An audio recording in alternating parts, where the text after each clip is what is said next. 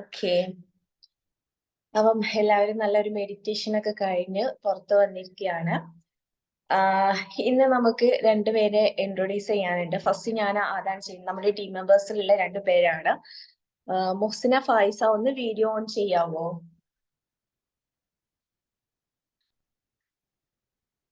നമ്മുടെ എസ്കിയോളോ ടീം മെമ്പേഴ്സിലുള്ള രണ്ടുപേരാണ്. അപ്പൊ നമ്മുടെ ആങ്കറിംഗ് സെഷനിൽ ഇനി മുതൽ അവരും ഉണ്ടായിരിക്കുന്നതായിരിക്കും. ഒരാളുടെ പേര് മുഹ്സിന, അതുപോലെ ഒരാളുടെ പേര് ഫായിസ. രണ്ടുപേരും ഓക്കെ ആണെങ്കിൽ ഒന്ന് വീഡിയോ ഓൺ ചെയ്യാമോ?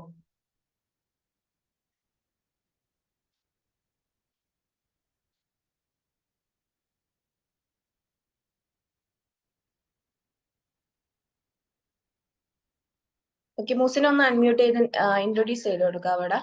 മുഹ്സിന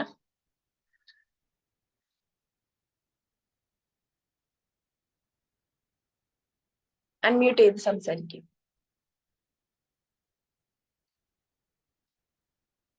ഞാൻ ഓഡിബിൾ അല്ലേ? ആണല്ലോ. ഓക്കെ, മുഹ്സിന സംസാരിക്കുക. Hello, good morning. കേൾക്കുന്നുണ്ടോ? ഓക്കെ. ഉണ്ട്. എന്റെ പേര് Mosina.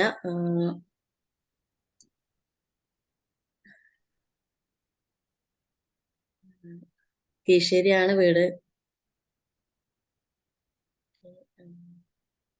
Okay, thank you Mosina. Faisa okay ആണോ?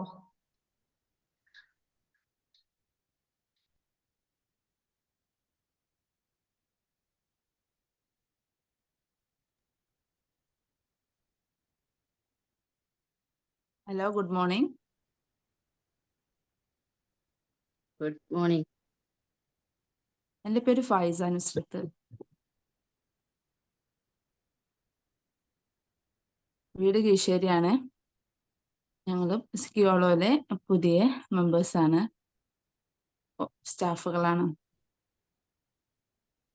Okay Faisa, thank you. അപ്പം രണ്ടുപേരെയും നിങ്ങൾ പരിചയപ്പെട്ട് കഴിഞ്ഞു. സോ ഇനി നമ്മുടെ ആങ്കറിംഗ് സെഷനിൽ ഇവർ രണ്ടുപേരുണ്ടായിരിക്കും. നിങ്ങൾ എല്ലാവരും മാക്സിമം സപ്പോർട്ട് ചെയ്യുക. നമ്മുടെ സെഷന് വേണ്ടിയിട്ട് ഇവിടെ നമ്മുടെ പുതിയ ആള് റെഡി ആയിട്ടിരിക്കുകയാണ്. നിങ്ങൾക്ക് അറിയാം, ഇന്ന് ഇതിലുള്ള എല്ലാവരും പാരന്റിങ് അല്ലെ, പാരന്റ്സ് ആണ്. അപ്പൊ പാരന്റിങ്ങിന്റെ പ്രാധാന്യം എന്താണെന്ന് അറിയാൻ വേണ്ടിയിട്ടാണ് അസിസ്റ്റർ ഇവിടെ റെഡി ആയിട്ട് ഇരിക്കുന്നത്. നമ്മുടെ JCI ഇന്ത്യ JCIയുടെ സോൺ ട്രെയിനറും കൂടെ ആയിട്ടുള്ള അസിസ്റ്ററുടെ സെഷനാണ് ഇന്ന്. സോ ഈ ഒരു സെഷൻ സ്റ്റാർട്ട് ചെയ്യുന്നതിന് വേണ്ടിയിട്ട് ഞാൻ അസിസ്റ്ററിനെ ഇൻവൈറ്റ് ചെയ്യാണ്. So please welcome. Thank you ma'am. Good morning to all. Ma'am, എന്റെ സ്ക്രീൻ ഷെയർ ചെയ്യാനുള്ള ഓപ്ഷൻ ഉണ്ട്. ആരാണ് ഹോസ്റ്റ്? ആരാ? സാറിനെ ഓൾറെഡി ഹോസ്റ്റ് ചെയ്തിട്ടുണ്ട്. Okay.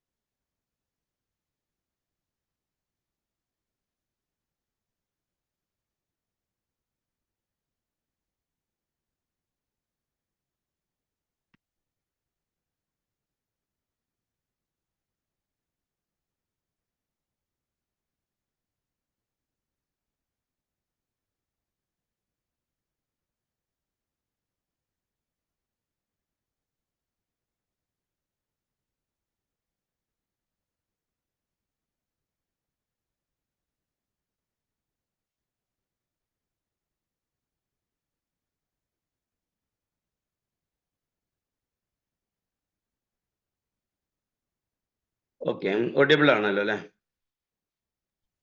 Yes sir. Okay. Good morning to ആൾ.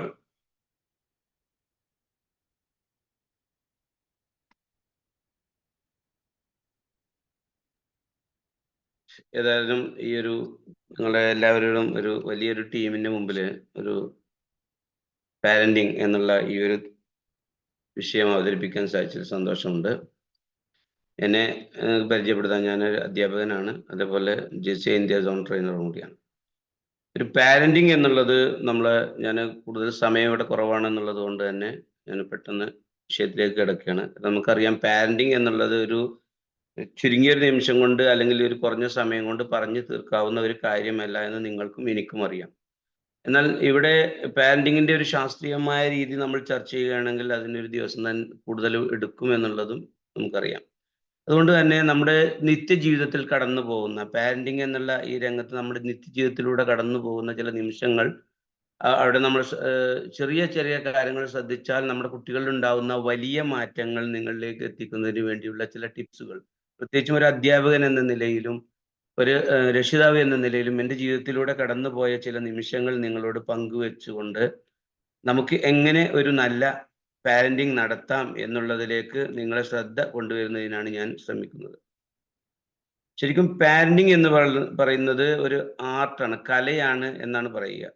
കാരണം ഈ പാരന്റിങ് എന്ന് പറഞ്ഞാൽ തന്നെ ഒരു കുട്ടിക്കാലം മുതൽ ഒരു കുട്ടി അവൻ്റെ ചെറിയ പ്രായം തൊട്ട് കുട്ടി അവൻ്റെ ശാരീരികവും അതേപോലെ വൈകാരികവും സാമൂഹികവുമായ ഒരു വികാസത്തിന് പ്രോത്സാഹിപ്പിക്കുന്നതിനായി രക്ഷിതാക്കൾ നൽകേണ്ട സഹായത്തെ അല്ലെങ്കിൽ പിന്തുണയെയാണ് നമ്മൾ ശരിക്കും പാരന്റിങ് എന്ന് പറയുന്നത്. അതായത് കുട്ടി അവൻ്റെ ശൈശവം മുതൽ അവനൊരു പ്രായപൂർത്തിയാകുന്നത് വരെ നമ്മൾ അവന് നൽകുന്ന ഒരു സഹായത്തെയാണ് നമുക്ക് ശരിക്കും പാരന്റിങ് എന്നുള്ളതുകൊണ്ട് നമ്മൾ ഉദ്ദേശിക്കുന്നത്. ശരിക്കും പാരന്റിങ് എന്ന് പറയുന്നത് ഒരു ആർട്ടാണ്, അതൊരു കലയാണ്. അത് കലാപരമായി നിർവഹിക്കുമ്പോൾ മാത്രമാണ് അതൊരു പാരന്റിങ് ആയി മാറുന്നത്. അപ്പോൾ മാത്രമാണ് അത് കുട്ടിയുടെ ജീവിതത്തിൽ മാറ്റങ്ങൾ വരുത്താൻ ആ ഒരു പാരന്റിങ് കൊണ്ട് കഴിയുന്നത്. അപ്പോൾ പല ആളുകളും ചോദിക്കുന്നു എന്തിനാണ് പാരന്റിങ് എന്ന് ചോദിക്കാറുണ്ട്. എന്തിനാണ് പാരന്റിങ്? നമ്മുടെ മുത്തച്ഛന്മാർ ഇവിടെ ഉണ്ടായിരുന്നല്ലോ, നമ്മുടെ അച്ഛന്മാരുണ്ടായിരുന്നല്ലോ, അവരൊക്കെ ഇങ്ങനെ ശാസ്ത്രീയമായി പാരന്റിങ് കൊണ്ടാണോ അപ്പൊ നമ്മളൊക്കെ ശരിയായി വന്നത്? ഞാനൊരു ഉയർന്ന സ്ഥാനങ്ങളിൽ എത്തിയത് ആ പാരന്റിങ് കൊണ്ടാണോ എന്നൊക്കെ പല ആളുകളും ചോദിക്കാറുണ്ട്. അതിനുള്ള ഉത്തരം അതെ എന്ന് തന്നെയാണ്. കാരണം നമുക്കറിയാം നമ്മുടെ കുട്ടിക്കാലങ്ങളിൽ നമ്മുടെ മുത്തശ്ശിമാരാവട്ടെ അല്ലെങ്കിൽ നമ്മുടെ മറ്റു മുതിർന്ന മുത്തശ്ശനാവട്ടെ, മുത്തശ്ശിമാർ നമ്മളെ കഥകൾ പറഞ്ഞ് ഉറക്കിയിരുന്നതും നമുക്ക് പുതിയ പുതിയ വിവരങ്ങൾ ആ കഥകളിലൂടെ നമ്മളെ അറിയിച്ചു തന്നിരുന്നതും, അതേപോലെ നമ്മുടെ മുത്തശ്ശന്മാരാണെങ്കിൽ നമ്മളെ തൊടിയിലേക്കും മറ്റും നമ്മുടെ പാടത്തേക്കും ഒക്കെ കൊണ്ടുപോയി നമുക്ക് ചില നിർദ്ദേശങ്ങളും ഒക്കെ തന്നിരുന്നത് തന്നെയാണ് പാരന്റിങ്. പക്ഷെ ഇപ്പോൾ എന്ത് സംഭവിച്ചു എന്ന് ചോദിച്ചാൽ അണുകുടുംബങ്ങൾ ആയതോടുകൂടി ഇത്തരം കാര്യങ്ങൾ നമുക്ക് നഷ്ടപ്പെട്ടിരിക്കുന്നു. അതായത് ഇത്തരം അനുഭവങ്ങൾ അല്ലെങ്കിൽ നമ്മുടെ കുട്ടികൾക്ക് നേടാവുന്ന ഇത്തരം അനുഭവങ്ങൾ നഷ്ടപ്പെട്ടിരിക്കുന്നു എന്നുള്ളതാണ് ഈ അണുകുടുംബങ്ങൾ. അത് ആരുടെയും കുറ്റമല്ല, ഇന്നത്തെ ഒരു സാഹചര്യത്തിൽ അണുകുടുംബങ്ങളാണ് ഉള്ളത്. അപ്പോൾ നമുക്ക് ശരിക്കും എന്താണ് സംഭവിക്കുക വെച്ചാൽ കൃത്യമായ പാരന്റിങ് നമ്മൾ തന്നെ ബോധപൂർവമായി നടത്തേണ്ടി വരും. പിന്നെ എന്തിനാണ് പാരന്റിങ് എന്ന് ചോദിക്കാറുണ്ട്. എന്തിനാണ് പാരന്റിങ് എന്ന് ചോദിച്ചാൽ അതിന് നമുക്ക് പറയാവുന്ന ഒരു വാഹനത്തോട് ഉപമിക്കാം എന്നുള്ളതാണ്. കാരണം നമ്മളൊരു വാഹനം വാങ്ങുന്നു, ആ വാഹനത്തിൽ നമുക്കറിയാം വാഹനം ശരിയായ രീതിയിൽ ഓടണമെങ്കിൽ കൃത്യമായ ഇടവേളകളിൽ അതിന് മെയിൻ്റനൻസും നടത്തേണ്ടതുണ്ട്, അതിന് ഓയിൽ ചേഞ്ച് ചെയ്യേണ്ടതുണ്ട്, അതിന് ഒരുപാട് നോക്കേണ്ടതുണ്ട്, നമ്മളതിനെ ശ്രദ്ധിക്കേണ്ടതുണ്ട്. അങ്ങനെ ശ്രദ്ധിക്കാതെ അതിപ്പോൾ ഞാനൊന്നും മെയിൻറ്റെയിൻ ചെയ്യുന്നില്ല എന്ന് പറഞ്ഞാൽ എന്താ സംഭവിക്കുക? ആ വാഹനം എന്തെങ്കിലും ഒരിക്കൽ അല്ലെങ്കിൽ വലിയ താമസമില്ലാതെ അത് എവിടെയെങ്കിലും ഇടിച്ചു നിൽക്കും എന്നുള്ളത് ഉറപ്പാണ്. നമ്മൾ ഏതെങ്കിലും വഴിയിലേക്ക് പോകുന്ന വഴി അത് ഇടിച്ചു നിൽക്കും. ഇതുപോലെ തന്നെയാണ് കുട്ടികൾക്കും. അവർ കൃത്യമായ പാരന്റിങ് നമ്മൾ നടത്തിയില്ലെങ്കിൽ നമ്മുടെ കുട്ടികൾ അവരുടെ വഴികളിൽ അവർ ഇടിച്ചു നിൽക്കാനുള്ള സാധ്യത വളരെ കൂടുതലാണ്. കാരണം അവർക്ക് കൃത്യമായ ഗൈഡൻസ് കിട്ടുന്നില്ലെങ്കിൽ അവരുടെ ഉയർച്ചയുടെ വഴിയിൽ അവർ സ്റ്റക്ക് ആവാൻ ഉള്ള സാധ്യത വളരെ കൂടുതലാണ്. അപ്പോൾ അതുകൊണ്ട് തന്നെ കൃത്യമായ പാരന്റിങ് നമ്മൾ നൽകേണ്ടതുണ്ട്. പാരന്റിങ് എന്ന് പറഞ്ഞാൽ ചില ആളുകൾ വിചാരിക്കുന്നത് കുട്ടിയെ ശിക്ഷിച്ച് വളർത്തി, അവനെ ശിക്ഷിച്ച് ചില ബൗണ്ടറിന്റെ ഉള്ളിലാക്കി നമ്മൾ വളർത്തുക എന്ന് വിചാരിക്കുന്ന പലരുണ്ട്. അങ്ങനെയല്ല. പണ്ടൊരു ചൊല്ല് തന്നെയുണ്ട്, ഒന്നേ ഉള്ളൂ എങ്കിൽ ഉലക്ക കൊണ്ട് അടിച്ചു വളർത്തണം എന്നൊക്കെയുള്ള ചൊല്ലൊക്കെ നമ്മൾ ഈ അടിച്ചു വളർത്തുന്ന ഒരു ഇതിൽ നിന്നുണ്ടായ ഒരു ശിക്ഷയാണ്. അവന് നല്ല അടി കൊടുത്താൽ അവൻ നന്നാവും. അതൊരു തെറ്റായ ധാരണയാണ്. അധികമായി ശിക്ഷിച്ചാൽ, നമുക്ക് ചെറിയ ശിക്ഷകൾ കൊടുക്കാം എന്നല്ലാതെ അധികമായി ശിക്ഷിച്ചാൽ, എല്ലാറ്റിനും അവരെ കൺട്രോൾ ചെയ്താൽ, കുട്ടി അങ്ങോട്ട് പോകരുത് ഇങ്ങോട്ട് പോകരുത്, അത് തൊടരുത് ഇത് തൊടരുത് എന്ന് നമ്മൾ അവനെ ബൗണ്ടറി ചെയ്താൽ എന്താ സംഭവിക്കുക എന്ന് വെച്ചാൽ കുട്ടികൾ ഉൾവലിയുന്നവരായിട്ടാണ് തീരുക. പിന്നീട് അവർക്ക് എന്തിനും പേടിയായിരിക്കും. എന്തെങ്കിലും ഒരു കാര്യം ഏറ്റെടുക്കാനോ അല്ലെങ്കിൽ അത് ചെയ്താലോ അവർക്കൊരു ഭയപ്പാടുള്ള കുട്ടികളായിട്ടാണ് അവർ വളരുക. അതായത് ഉൾവലിയുകയാണ് ചെയ്യുക. അപ്പൊ അതുകൊണ്ട് തന്നെ അതല്ല പാരന്റിങ് എന്നുകൊണ്ട് നമ്മൾ ഉദ്ദേശിക്കുന്നത് എന്ന് മനസ്സിലാക്കുക. കൂടുതൽ ശിക്ഷ നൽകുന്നതല്ല പാരന്റിങ് എന്നർത്ഥം. അപ്പോൾ എന്താണ് പിന്നീട് പാരന്റിങ്? പാരന്റിങ് എന്നുള്ളതുകൊണ്ട് നമുക്ക് ഒന്നാമത്തേത് നമുക്ക് പറയാവുന്നത്, അവർക്ക് നമുക്ക് അമിതമായ സ്നേഹം നൽകുക, അൺകണ്ടീഷണൽ എന്ന് പറയാം, അമിതം നല്ല അർത്ഥത്തിൽ നിരുപാധികമായ സ്നേഹം നൽകുക എന്നുള്ളതാണ് നമ്മൾ ഇതിന് ഒന്നാമതായി നമുക്ക് കൊടുക്കേണ്ട പോയിന്റ്. കുട്ടിയെ സ്നേഹിക്കുക, അല്ലെങ്കിൽ പാരന്റിങ്ങിന്റെ പ്രധാനപ്പെട്ട ഒരു കാര്യം ലവ് ദം അൺകണ്ടീഷണലി എന്നാണ്. അതായത് അവർക്ക് അൺകണ്ടീഷണൽ ആയിട്ടുള്ള ഒരു പിന്നെ ഇതുമില്ലാത്ത, നമ്മളൊരു അഭിനയവും ഇല്ലാത്ത സ്നേഹം അവർക്ക് നൽകുക എന്നുള്ളതാണ്.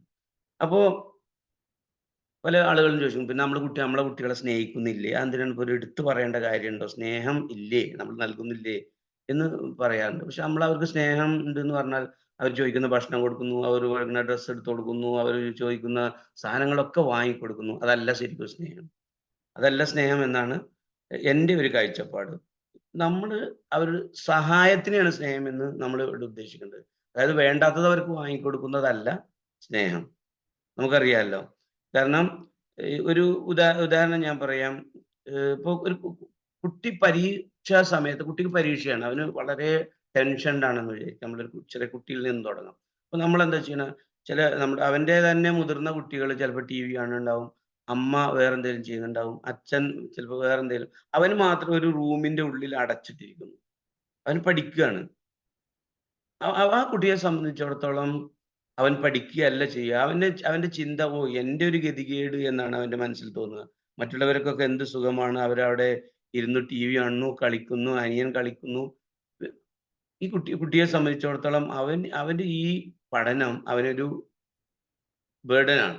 അപ്പൊ ഇവിടെ നമ്മൾ അവനെ സഹായിക്കാൻ, അവന് നൽകേണ്ട സഹായം കൃത്യമായി അവന്റെ അടുത്ത് ഇരിക്കുക, അല്ലെങ്കിൽ നമ്മൾ ഇരിക്കുന്നിടത്തേക്ക് അവനെ കൊണ്ടുവരിക, അവൻ പഠിക്കുന്നതിനോടൊപ്പം അവനൊന്ന് തലോടുക, അവനൊന്ന് ആശ്വസിപ്പിക്കുക, അവനൊന്ന് പ്രോത്സാഹിപ്പിക്കുക. ഇതാണ് അവന് നൽകേണ്ട സ്നേഹം എന്ന് നമ്മൾ പറയുന്നത്. അപ്പോൾ ഇത്തരം കാര്യങ്ങളിൽ അവർക്ക് നൽകേണ്ട സഹായങ്ങൾ, ഇങ്ങനത്തെ നമ്മുടെ ജീവിതത്തിൽ ഒരുപാട് ഉണ്ടാവും, നമുക്ക് എണ്ണി പറയാൻ നമുക്ക് സമയമില്ല. അതുകൊണ്ട് ഇത്തരം കാര്യങ്ങളെയാണ് നമ്മൾ കുട്ടിയെ സ്നേഹിക്കുക എന്ന് നമ്മൾ പറയേണ്ടത്. അവനോടൊപ്പം ഉണ്ട് നമ്മൾ, അവൻ മാത്രമല്ല, അവൻ തനിച്ചല്ല എന്നുള്ള ഒരു ധാരണയിലേക്ക്, ഒരു തോന്നലിലേക്ക് അവന് വരണം. എങ്കിൽ മാത്രമേ അവന്റെ പഠനം അത് എനിക്ക് വേണ്ടിയാണ്, ഞാൻ ബുദ്ധിമുട്ടുന്നത് പോലെ തന്നെ എൻ്റെ രക്ഷിതാക്കൾ ബുദ്ധിമുട്ടുന്നു എന്ന് വരുമ്പോഴാണ് അവൻ അതിനോട് ആത്മാർത്ഥത കൂടുന്നത്. അവനത് പഠിക്കാൻ, അവന്റെ പഠനം എന്നല്ല, അവന്റെ എന്ത് കാര്യങ്ങളാവട്ടെ, അതിലേക്ക് അവൻ ചെയ്യുന്ന ഏത് ജോലിയിലാവട്ടെ അവനോടൊപ്പം ഒരു പിന്തുണ നൽകുമ്പോഴാണ് ആ കുട്ടിക്ക് അത് കൂടുതൽ നേടിയെടുക്കാൻ സാധിക്കുക, അവന് കൂടുതൽ ആത്മാർത്ഥത അതിൽ ഉണ്ടാകുക. അതേപോലെ ചില LKG ഒരു പഠിക്കുന്ന കുട്ടിയാണ്, പിന്നെ എൻ്റെ ചെറിയ കുട്ടിയെ പറയാം. ചെറിയ കുട്ടികളുണ്ടല്ലോ, ചില കുട്ടികൾ അവരുടെ സ്കൂളിലുണ്ടായ ഒരു കാര്യങ്ങളൊക്കെ വളരെ നമ്മുടെ വലിയ രീതിയിൽ നമ്മളോട് അവതരിപ്പിക്കും. അമ്മ എന്നിട്ടുണ്ടല്ലോ ആ മുയലച്ചാരുണ്ടല്ലോ മരച്ചോട്ടിൽ കിടന്നുറങ്ങി എന്നൊക്കെ പറയും. അപ്പൊ തന്നെ നമ്മള് ആ കുട്ടിയോട്, എന്നിട്ട് എനിക്കറിയാം, എന്നിട്ട് ആമ വിജയിച്ചു അല്ലേ എന്ന് ചോദിക്കുന്നതോട് കൂടെ എന്താ സംഭവിക്കുക, ആ കുട്ടി അതുവരെ അവൻ എന്തൊക്കെയോ അമ്മയോട് ഷെയർ ചെയ്യാൻ വേണ്ടി, അവൻ പഠിച്ച കാര്യം കണ്ട് നമ്മളോട് പറയാൻ വേണ്ടി കൊണ്ടുവന്നത്, നമ്മൾ ഒറ്റയടിക്ക് തന്നെ അത് എന്ത് ചെയ്തു, കട്ട് ചെയ്ത് കളഞ്ഞു, നുള്ളിക്കളഞ്ഞു. അതേ സമയത്ത് ആ കുട്ടി ചോദിച്ചു, എന്നിട്ട് എന്തുണ്ടായി എന്ന് ചോദിച്ചാൽ ആ കുട്ടി എന്നിട്ടേ നമ്മുടെ ആമച്ചാരുണ്ടല്ലോ, അവര് ഓടി ഓടി ഓടി വിന്നറായി എന്നൊക്കെ ഇപ്പൊ LKG കുട്ടികളുടെ പറയുന്ന ഭാഷയാണ് അത്, വിന്നറായി എന്നൊക്കെ പറയുമ്പോൾ, അതെയോ, ആ കുട്ടിയോടുള്ള ആ ഒരു ആകാംക്ഷ നമ്മൾ അവനോട് ബോധ്യപ്പെടുത്തിയാൽ, നല്ല കഥയാണല്ലോ, നാളെയും കഥ പറഞ്ഞു തരുമോ എന്നൊക്കെ നമ്മൾ ആ കുട്ടിയെ നമ്മൾ പ്രോത്സാഹിപ്പിക്കുമ്പോൾ എന്താ സംഭവിക്കുക, അവൻ അടുത്ത ക്ലാസ്സിൽ അവനത് ശ്രദ്ധാപൂർവം അടുത്ത കഥയും കേട്ട് അതെങ്ങനെ അമ്മയോട് പറയണം അല്ലെങ്കിൽ അച്ഛനോട് പറയണം എന്ന് തയ്യാറായിട്ടാണ് വരിക. ഇതാണ് ഞാൻ പറഞ്ഞ അൺകണ്ടീഷണൽ ലവ് എന്ന് പറഞ്ഞ ആ സ്നേഹം അല്ലെങ്കിൽ ആ സഹായം എന്നുള്ളതുകൊണ്ട് നമ്മൾ ഉദ്ദേശിക്കുന്ന ഒരു ഉദാഹരണമായി പറഞ്ഞു. നമ്മൾ നിസ്സാരമായി തള്ളുന്ന ഇത്തരം കാര്യങ്ങൾ പോലും ആ കുട്ടിയെ നമ്മളിലേക്ക് അടുപ്പിക്കാനുള്ള അവനൊരു പ്രോത്സാഹനം നൽകുന്നതാണ് എന്ന് ഓർമ്മിപ്പിക്കാൻ വേണ്ടി ഒരു കഥയാക്കി പറഞ്ഞു എന്ന് മാത്രം. അതേപോലെയാണ് ഇതേ സ്നേഹം നൽകുമ്പോഴും ചില രക്ഷിതാക്കൾ ഓവർ പ്രൊട്ടക്റ്റഡ് ആയിട്ട് കുട്ടികളെ അമിതമായിട്ട് സംരക്ഷിക്കുന്നത് കാണാറുണ്ട് നമ്മള്. അതിനൊരു ഉദാഹരണം പറയുകയാണെങ്കിൽ ഈ കുട്ടികള് എനിക്ക് എൻ്റെ അനുഭവത്തിലാണ് ഒരു വ്യാഴാഴ്ച വൈകുന്നേരം ആയതോടുകൂടെ അല്ലെങ്കിൽ വെള്ളിയാഴ്ച വൈകുന്നേരത്തോടു കൂടെ ഈ രക്ഷിതാക്കളൊക്കെ സ്കൂളിലേക്ക് ചോദിച്ചു വരും. കുട്ടീനെ ഒന്ന് ഹോസ്പിറ്റലിൽ കാണിക്കാനുണ്ട്, അവനെ അവിടെ കാണിക്കാനുണ്ട്, പിന്നെ ഞങ്ങളുടെ കുടുംബത്തിലൊരു മരണമുണ്ട്, അങ്ങനെ ഓരോ കാരണം. ചിലതൊക്കെ സത്യമായിരിക്കാം. എങ്കിലും മിക്കവാറും ഇത്രയും ആളുകൾ ഹോസ്പിറ്റലിൽ കാണിക്കാൻ എന്തായാലും അന്ന് പോവില്ല എന്ന് നമുക്ക് അറിയാം. അതിന്റെ പ്രധാന ഉദ്ദേശം നമുക്കറിയാം. അവർക്ക് ഈ വെള്ളിയാഴ്ച അല്ലെങ്കിൽ വ്യാഴാഴ്ച വൈകിട്ട് വിരുന്ന് പോയാൽ പിന്നെ വെള്ളി മദ്രസ ഇല്ല, വെള്ളിയും ശനിയും കഴിഞ്ഞ് തിങ്കളാഴ്ച ഞായറാഴ്ച തിങ്കളാഴ്ച വന്നാൽ മതി. നമുക്കത് മനസ്സിലാവും. ഇവിടെ എന്താ സംഭവിക്കുക വെച്ചാൽ കുട്ടികളുടെ അവർക്ക് കുറച്ച് വർക്കുകളൊക്കെ ഉണ്ടാവും. അപ്പൊ ഇവരുടെ കുടുംബങ്ങളുമായിട്ട് ചേർന്ന് ഈ കുട്ടിയെ ശ്രദ്ധിക്കാൻ വിട്ടുപോയിട്ടുണ്ടാവും. ശ്രദ്ധിക്കാൻ വിട്ടുപോയിട്ട് സംഭവിക്കുക എന്താ വെച്ചാൽ പിന്നീട് കുട്ടി തിങ്കളാഴ്ച വരുന്നത് മിക്കവാറും വരിക അവനുള്ള ഹോംവർക്കുകളോ മറ്റു വർക്കുകളൊന്നും ചെയ്യാതെ ആയിരിക്കും അവൻ സ്കൂളിലേക്ക് വരുന്നത്. പക്ഷെ കുട്ടി ചെയ്താണ് വരിക. അപ്പം കുട്ടിക്ക് അവര് നാളെ ചെയ്യാൻ മറ്റന്നാൾ ചെയ്യാന്ന് എന്ന് വിചാരിച്ച് കുട്ടിയെ അവർ ഓർമ്മപ്പെടുത്തുമ്പോഴും നമ്മൾ എന്താ ചെയ്യണം, അത് നമുക്ക് നാളെ എഴുതാം, 2 ദിവസം കൂടി ഉണ്ടല്ലോ എന്നൊക്കെ പറഞ്ഞ് കുട്ടികളെ വെയിറ്റ് ചെയ്യിക്കും. എന്നിട്ട് കൃത്യമായി അത് ചെയ്യാൻ സാധിക്കില്ല. അപ്പൊ എന്താ കൃത്യമായി ചെയ്യുക എന്ന് നിങ്ങൾക്ക് അറിയുമെന്നാണ് ഞാൻ വിചാരിക്കുന്നത്. ഞാൻ നിങ്ങളോട് പിന്നെ സംവദിക്കാനുള്ള ടൈം ഉണ്ടോ എന്ന് എനിക്കറിയില്ല. അപ്പൊ എന്തായിരിക്കും, ആർക്കെങ്കിലും അറിയാം? ഒന്ന് പറയാവോ മൈക്ക് ഓൺ ആക്കിയിട്ട്? അപ്പൊ കുട്ടിക്ക് എഴുതാൻ സാധിച്ചില്ല, പിറ്റേന്ന് തിങ്കളാഴ്ചയായി, കുട്ടിക്ക് സ്കൂളിൽ പോകണം. എന്തായിരിക്കും രക്ഷിതാവ് ചെയ്യാം? എന്തെങ്കിലും ഒരു ചോദ്യങ്ങൾ നിങ്ങളോട് ചോദിക്കണ്ടേ? ആരെങ്കിലും ഒരാള്? സാറേ, ചില രക്ഷിതാക്കൾ അവരുടെ പുസ്തകത്തിൽ എഴുതി കൊടുക്കും ഹോംവർക്ക്. Very good. ഇത് തന്നെയാണ് നമ്മൾ പ്രതീക്ഷിക്കുന്ന വെച്ചാൽ, ഒന്നുകിൽ അവര് ഒരു കാരണം പറയും, അവന് സുഖം ഉണ്ടായിരുന്നില്ല, പനിയായിരുന്നു എന്ന് പറഞ്ഞോളാന്ന് പറയും. അല്ലെങ്കിൽ അവർ പറയുക അവർ എഴുതി കൊടുക്കും. മിക്കവാറും ഇത് എഴുതി കൊടുക്കുകയാണ് ചെയ്യുക. ഇതാണ് ഒരു അപകടമാണ് കുട്ടി. ഇതാണ് ഓവർ പ്രൊട്ടക്റ്റഡ് എന്ന് പറയുന്നത്. ഇതൊരു അപകടമാണ്. അതായത് ഇത് ഒരു വട്ടം എഴുതി കണ്ട കുട്ടി പിന്നീട് എന്താ ചെയ്യണം അറിയോ? എപ്പോഴും അവൻ ആ ഒരു തന്ത്രം ഉപയോഗിക്കും. എനിക്കിന്ന് വയ്യ, അമ്മ എഴുതിക്കോ എന്ന് പറഞ്ഞ്, അല്ലെങ്കിൽ അവന്റെ മുതിർന്ന ഒരു പിന്നെ ജ്യേഷ്ഠനെ കൊണ്ടോ ജ്യേഷ്ഠത്തിനെ കൊണ്ടോ ബ്രദറെ ആരെ കൊണ്ടെങ്കിലും ഇത് എഴുതിച്ച് അവൻ ഇതിലെ എസ്കേപ്പിസം കണ്ടെത്താനാണ് ശ്രമിക്കുന്നത്. അപ്പൊ ഒരു കാരണവശാലും രക്ഷിതാക്കൾ ഇത്തരം സഹായങ്ങൾ കുട്ടികൾക്ക് ചെയ്യരുത്. കാരണം അവന് അന്ന് എഴുതാൻ പറ്റിയില്ലെങ്കിൽ അത് ആ ടീച്ചറെ വിളിച്ച് പറയുകയോ അല്ലെ ആ ഡയറിയിൽ എഴുതി കൊടുക്കാന്, ഞങ്ങൾ ഇങ്ങനെ ഒരു സ്ഥലത്ത് പോയത് കൊണ്ട് ഫാമിലി മീറ്റിംഗ് ഉണ്ടായതുകൊണ്ട് ഞങ്ങൾക്ക് അത് ഇന്ന് ചെയ്യാൻ കഴിഞ്ഞില്ല, എന്നിട്ട് കഴിഞ്ഞിട്ടില്ല എന്ന് അവരെ ഇൻഫോം ചെയ്യും. ഞങ്ങൾ നാളെ അവനെ കൊണ്ട് അത് പൂർത്തിയാക്കും എന്ന് പറഞ്ഞ് അവനെ കൊണ്ട് തന്നെ, അല്ലെ ആ കുട്ടിയെ കൊണ്ട് അവനെ കൊണ്ടോ അവളെ കൊണ്ടോ തന്നെ അത് പൂർത്തിയാക്കുന്നതാണ് രക്ഷിതാവ് എന്ന രീതിയിൽ. അല്ലാതെ തൽക്കാലം രക്ഷപ്പെടാൻ വേണ്ടി അത്തരം സഹായങ്ങൾ കുട്ടികൾക്ക് ചെയ്തു കൊടുക്കരുത്. അത് അവരെ കൂടുതൽ ഗുണത്തെക്കാളേറെ അവർക്ക് ദോഷം ചെയ്യുമെന്നും മാത്രവുമല്ല അത് അവരെ എസ്കേപ്പിസമായി സ്വീകരിക്കുമെന്നും നിങ്ങൾ മനസ്സിലാക്കുക. മറ്റൊന്ന്, ചില കുട്ടികൾ എസ്കേപ്പിസത്തിന് ഉപയോഗിക്കുന്നതാണ്, ആ അധ്യാപകൻ മനസ്സിലാവുന്നില്ല, അല്ലെ അവരങ്ങനെയാണ്, എനിക്ക് അങ്ങോട്ട് പോകാൻ മടിയാണ് എന്നൊക്കെ പറയും. ഇതും എസ്കേപ്പിസത്തിന്റെ ഭാഗമാണ്. കാരണം അവിടെ കൂടുതൽ അവരെ കെയർ ചെയ്യുന്ന അധ്യാപകനോട് ദേഷ്യമായിരിക്കും കുട്ടികൾക്ക് ഏറ്റവും ഇഷ്ടമുള്ള അധ്യാപകൻ ആരാ അറിയോ? സ്പോർട്സ് അധ്യാപകനാണ്. ഗെയിംസ് ഒക്കെ ഉള്ള PT അധ്യാപകനാണ് ഏറ്റവും ഇഷ്ടമുള്ള അധ്യാപകൻ. കാരണം അവർക്ക് കളിയാണ് അവിടെ ഉണ്ടാവുക എന്നുള്ളത്. മറ്റേ അധ്യാപകരോടും അല്ലെ അവരെ കൺട്രോൾ ചെയ്യുന്ന ആളുകളോടും അവർക്ക് ദേഷ്യമാണ് സ്വാഭാവികമായിട്ടും ഉണ്ടാവുക. കാരണം മറ്റുള്ളവർ പഠിപ്പിക്കണമല്ലോ, അതാണ് ഉണ്ടാവുക. അപ്പൊ പലപ്പോഴും അവർ പല കാര്യങ്ങളും, അത് മുതിർന്ന ക്ലാസ്സിലെ കുട്ടികളാണ് അധികം അത് ഉപയോഗിക്കുക. ചെറിയ കുട്ടികളെ എനിക്ക് പോകണില്ല, എനിക്ക് പേടിയാണെന്ന് പറയും. മറ്റ് മുതിർന്ന കുട്ടികളാണെങ്കിൽ അയാൾ പഠിപ്പിച്ചൊന്നും മനസ്സിലാവണില്ല എന്ന് പറയും. യഥാർത്ഥത്തിൽ ഇത്തരം കാര്യങ്ങൾ ഇതിൽ യാഥാർത്ഥ്യങ്ങളും ഉണ്ടാവാം കേട്ടോ. ഞാൻ കുട്ടികളുടെ ഭാഗത്തുനിന്നും കൂടി പറയുകയാണ്. അപ്പൊ ഇത്തരം കാര്യങ്ങൾ നമ്മൾ ചെയ്യേണ്ടത് ഒരിക്കലും അപ്പൊ തന്നെ ഫോൺ എടുത്തിട്ട് നിങ്ങൾ എൻ്റെ കുട്ടീനെ എന്ത് പറഞ്ഞു എന്ന് ചോദിക്കരുത് എന്നാണ് എനിക്കതിൽ പറയാനുള്ളത്. ഒരിക്കലും ഒരു അധ്യാപകനോട് നിങ്ങൾക്ക് എന്തെങ്കിലും ഡൗട്ടോ അല്ലെങ്കിൽ അയാളുടെ നെഗറ്റീവ് പറയണമെന്നുണ്ടെങ്കിൽ, അധ്യാപകൻ എന്നല്ല, അവരുടെ ട്യൂഷൻ ടീച്ചർ ആവട്ടെ, അല്ലെ ആരോ ആവട്ടെ, അല്ലെ അവരെ കൺട്രോൾ ചെയ്യുന്ന ആരോ ആവട്ടെ, അവരോട് നമ്മൾ വളരെ പേഴ്സണലായി രഹസ്യമായി ഈ കുട്ടിയുടെ മുമ്പിൽ വെച്ച് ഒരിക്കലും അവന്റെ അധ്യാപകരെയോ അവനെ കൺട്രോൾ ചെയ്യേണ്ട ആളുകളെയോ നിങ്ങൾ ദേഷ്യം പിടിച്ചോ അല്ലെങ്കിൽ അവരോട് നെഗറ്റീവായിട്ടോ സംസാരിക്കരുത്. അങ്ങനെ സംസാരിച്ചാലും ഈ കുട്ടികൾക്ക് ഞാൻ പറഞ്ഞാൽ ഇത് നടക്കും, എൻ്റെ അച്ഛൻ അങ്ങനെയൊക്കെ അവരോട് പറയും, ആ ഒരു നെഗറ്റീവ് പിന്നീട് അവൻ എക്സ്പ്ലോയിറ്റ് ചെയ്യും. മാത്രമല്ല അവരോടുള്ള ബഹുമാനം ഇയാൾക്ക് നഷ്ടപ്പെടും. അവരൊക്കെ ഇത്രയേ ഉള്ളൂ എന്നുള്ള ഒരു ധാരണ കുട്ടികൾക്ക് വരികയും, ഞാൻ കൂടുതൽ വിശദീകരിക്കുന്നില്ല, ഒരിക്കലും അങ്ങനെ പറയരുത് എന്ന് തന്നെ അതൊരിക്കലും ഒരു നെഗറ്റീവ് അവന്റെ മുമ്പിൽ വെച്ച് അവനെ കൺട്രോൾ ചെയ്യേണ്ട ആളുകളെ കുറിച്ച് ഒരിക്കലും ഒരു നെഗറ്റീവ് പറയരുത് എന്ന് തന്നെയാണ് പറയാനുള്ളത്. എന്നാൽ പേഴ്സണൽ ആയിട്ട് നിങ്ങൾക്ക് വിളിച്ച് നിങ്ങൾ ആ പറഞ്ഞ കാര്യം, നിങ്ങൾ ആ പറഞ്ഞു കൊടുത്ത കാര്യം, നിങ്ങൾ ആ എഴുതി കൊടുത്ത കാര്യം തെറ്റാണെങ്കിൽ തെറ്റാണ്, അത് നിങ്ങൾ ശ്രദ്ധിക്കണം കൂടുതൽ എന്ന് പറയാം. അതിന് യാതൊരു കുഴപ്പവുമില്ല. അത് കൃത്യമായിട്ട് തന്നെ അത് അവരിലേക്ക് എത്തിക്കണം, ഒരു കുഴപ്പമില്ല. അതങ്ങനെ തന്നെയാണ്. എന്നാൽ മറ്റൊന്ന് നമ്മൾ കുട്ടികളോട് നോ പറയാൻ ചെറുപ്പത്തിൽ തന്നെ ചോദിച്ചതെല്ലാം വാങ്ങിക്കൊടുക്കുന്നത് നിർത്തി നോ പറയാൻ കുട്ടികളെ. ഇപ്പൊ ഇന്നത്തെ ഒരു പഠനം ഞാൻ ഇന്നലെയാണ് ഒരു ലേഖനത്തിൽ വായിച്ചത്. ഒരു കുട്ടിക്ക് നമുക്കൊരു കുട്ടിക്ക് 100% കൊടുക്കാൻ കഴിയുമെങ്കിലും 70% മാത്രമേ കുട്ടികൾക്ക് കൊടുക്കാവൂ എന്നാണ്. 30% പെൻഡിങ് ആയിരിക്കണം. അതായത് കുട്ടി ചോദിച്ച എല്ലാ കാര്യവും നൽകരുത് എന്നാണ്. കാരണം അങ്ങനെയാണെങ്കിൽ കുട്ടികൾക്ക് ഒരു നോ കേൾക്കാനുള്ള കഴിവില്ലാതെയായി പോകുന്നതാണ്. അതിന് ഉദാഹരണമാണ് ഇപ്പൊ നിങ്ങളിപ്പോ റീസെന്റ്ലി നിങ്ങൾ കണ്ടു, പ്രായപൂർത്തിയാവാത്ത ഒരു കുട്ടിക്ക് കാർ ഓടിക്കാൻ കൊടുക്കാത്തത് കൊണ്ട് ആ കുട്ടി എന്താ ചെയ്തത്? ആ കാറ് തന്നെ കത്തിക്കുകയാണ് ചെയ്തത്. നിങ്ങൾ പുറത്ത് പത്രത്തിൽ അത് വായിച്ചിട്ടുണ്ടാവും എന്നാണ് ഞാൻ മനസ്സിലാക്കുന്നത്.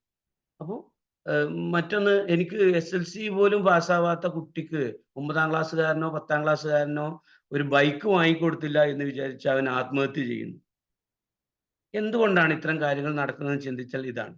ചെറുപ്പത്തിൽ മുതൽ നമ്മൾ കുട്ടികൾക്ക് അവർ എന്താണോ ചോദിക്കുന്നത് അത് വാങ്ങിക്കൊടുക്കുക എന്നുള്ള ഒരു ധാരണ അധ്യാപകർ ആകെ മിക്കവാറും ഒരു കുടുംബത്തിൽ ഒരു കുട്ടിയാണ് ഉണ്ടാവുക, അല്ലെങ്കിൽ 2 കുട്ടി, അതിലിപ്പോ കൂടുന്നേ ഇല്ല. അപ്പൊ എന്താ സംഭവിക്കുക?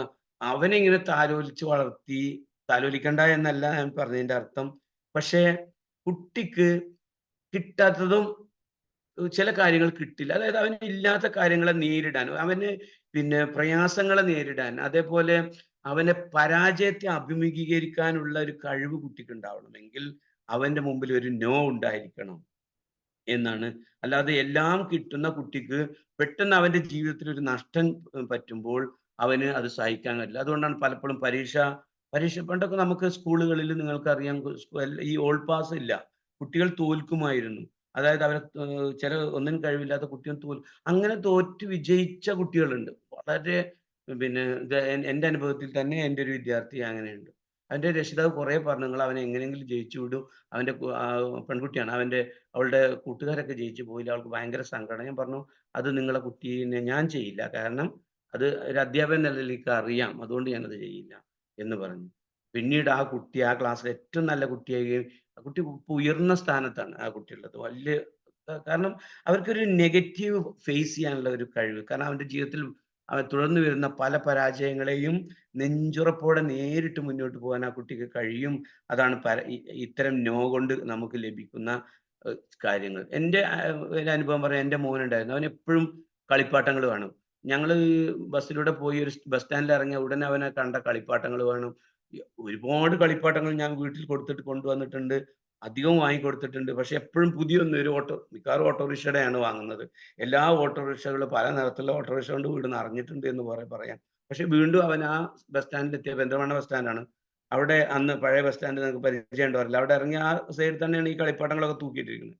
ഒരു ദിവസം ഞാൻ ഇതൊരു ഇതായി, അവന് കരഞ്ഞു, ഞാൻ വാങ്ങിക്കൊടുത്തില്ല. അവൻ നേരത്തെ ഉരുണ്ടു, ഞാൻ വാങ്ങിക്കൊടുത്തില്ല. അങ്ങനെ അവന്റെ കരച്ചിൽ അവസാനിച്ചതിന് ശേഷം ബസ് കയറി ഞങ്ങൾ വീട്ടിലേക്ക് പോന്നു. പിന്നീട് ഒരിക്കലും അവൻ അതിനു വേണ്ടി കരഞ്ഞിട്ടില്ല. കാരണം എനിക്കത് വാങ്ങിക്കൊടുക്കാൻ കഴിയാത്തത് കൊണ്ടല്ല, അവനൊരു നോ, കാരണം ഞാൻ എന്തും കിട്ടും എന്നുള്ള ധാരണ കുട്ടികളെ മാറ്റി കൊടുക്കണം എന്ന് തന്നെ ഇതൊരു പ്രധാനപ്പെട്ട കാര്യമായി നമ്മുടെ രക്ഷിതാക്കൾ എടുക്കണം എന്ന് കൂടി ഞാൻ ഓർമ്മിപ്പിക്കുകയാണ്. മറ്റൊന്നാണ്, അവർക്ക് നമ്മൾ ഇതൊക്കെ പറയുമ്പോൾ അവർക്കൊരു വിജയം ഉണ്ടാവുമ്പോൾ അവരെ നമ്മൾ അഭിനന്ദിക്കണം എന്നുള്ളത്. അഭിനന്ദിച്ചാൽ പോരാ, ഞാനത് ആഘോഷിക്കണം എന്നാണ് പറയുക. അപ്പൊ നമ്മള് അവർക്കൊരു ചെറിയ കാര്യങ്ങൾ പോലും, അവർ ചെറിയ നേട്ടങ്ങൾ സ്കൂളിൽ നിന്നാവട്ടെ അല്ലെങ്കിൽ മറ്റ് മേഖലയിൽ നിന്നാവട്ടെ അവർ നേടുന്ന ഒരു ചെറിയ നേട്ടമാണെങ്കിലും നമ്മൾ അവരെ അഭിനന്ദിച്ചുകൊണ്ട് നമുക്ക് എന്ത് ചെയ്യാൻ പറ്റണം? അവരുടെ കൂടെ നിൽക്കാൻ കഴിയണം. ഇപ്പൊ ഉദാഹരണം, നമ്മൾ നാളെയോ മറ്റന്നാളോ ഇന്ന് അവനൊരു നേട്ടം സ്കൂളിലെ ക്വിസ് കോമ്പറ്റീഷനിൽ ഒരു നേട്ടമായിട്ട് ഫസ്റ്റായിട്ട് സർട്ടിഫിക്കറ്റുമായിട്ട്, അല്ലെങ്കിൽ അവനൊരു ഫസ്റ്റായി വന്നാൽ, അല്ലെങ്കിൽ എന്തെങ്കിലും ഒരു ട്രോഫിയുമായി അവൻ വന്നാൽ, തിങ്കളാഴ്ചയോ അല്ലെങ്കിൽ അത് കഴിഞ്ഞിട്ട് 4 ദിവസവും കഴിഞ്ഞിട്ട് നമ്മൾ എന്നെങ്കിലും പുറത്തു പോയി ഒരു ഭക്ഷണം കഴിക്കാനെങ്കിലും തീരുമാനിച്ചിട്ടുണ്ടെങ്കിൽ അത് അവന്റെ ആ വിജയത്തിന്റെ ആഘോഷമാക്കാൻ കഴിയണം. അങ്ങനെ അവൻ വിജയിച്ചിട്ടില്ലെങ്കിലും അങ്ങോട്ട് പോകുമെന്ന് എനിക്കറിയാം. പക്ഷെ അങ്ങനെയാണെങ്കിൽ തിങ്കളാഴ്ച നമുക്ക് അവിടെ പോയി പുറത്തുനിന്നാണ് ഭക്ഷണം, പുറത്തുനിന്ന് ഭക്ഷണം കഴിക്കുന്നതിനെ പ്രോത്സാഹിപ്പിക്കുകയല്ല. പക്ഷെ നിങ്ങൾ അത് ആഘോഷിക്കണം. എന്തെങ്കിലും ഒരു ഫംഗ്ഷൻ നിങ്ങൾ പോകുന്നുണ്ടെങ്കിൽ അത് അവന്റെ വിജയത്തിന്റെ ആഘോഷമാക്കണം. അത് അവന് കൂടുതൽ മോട്ടിവേഷൻ നൽകും.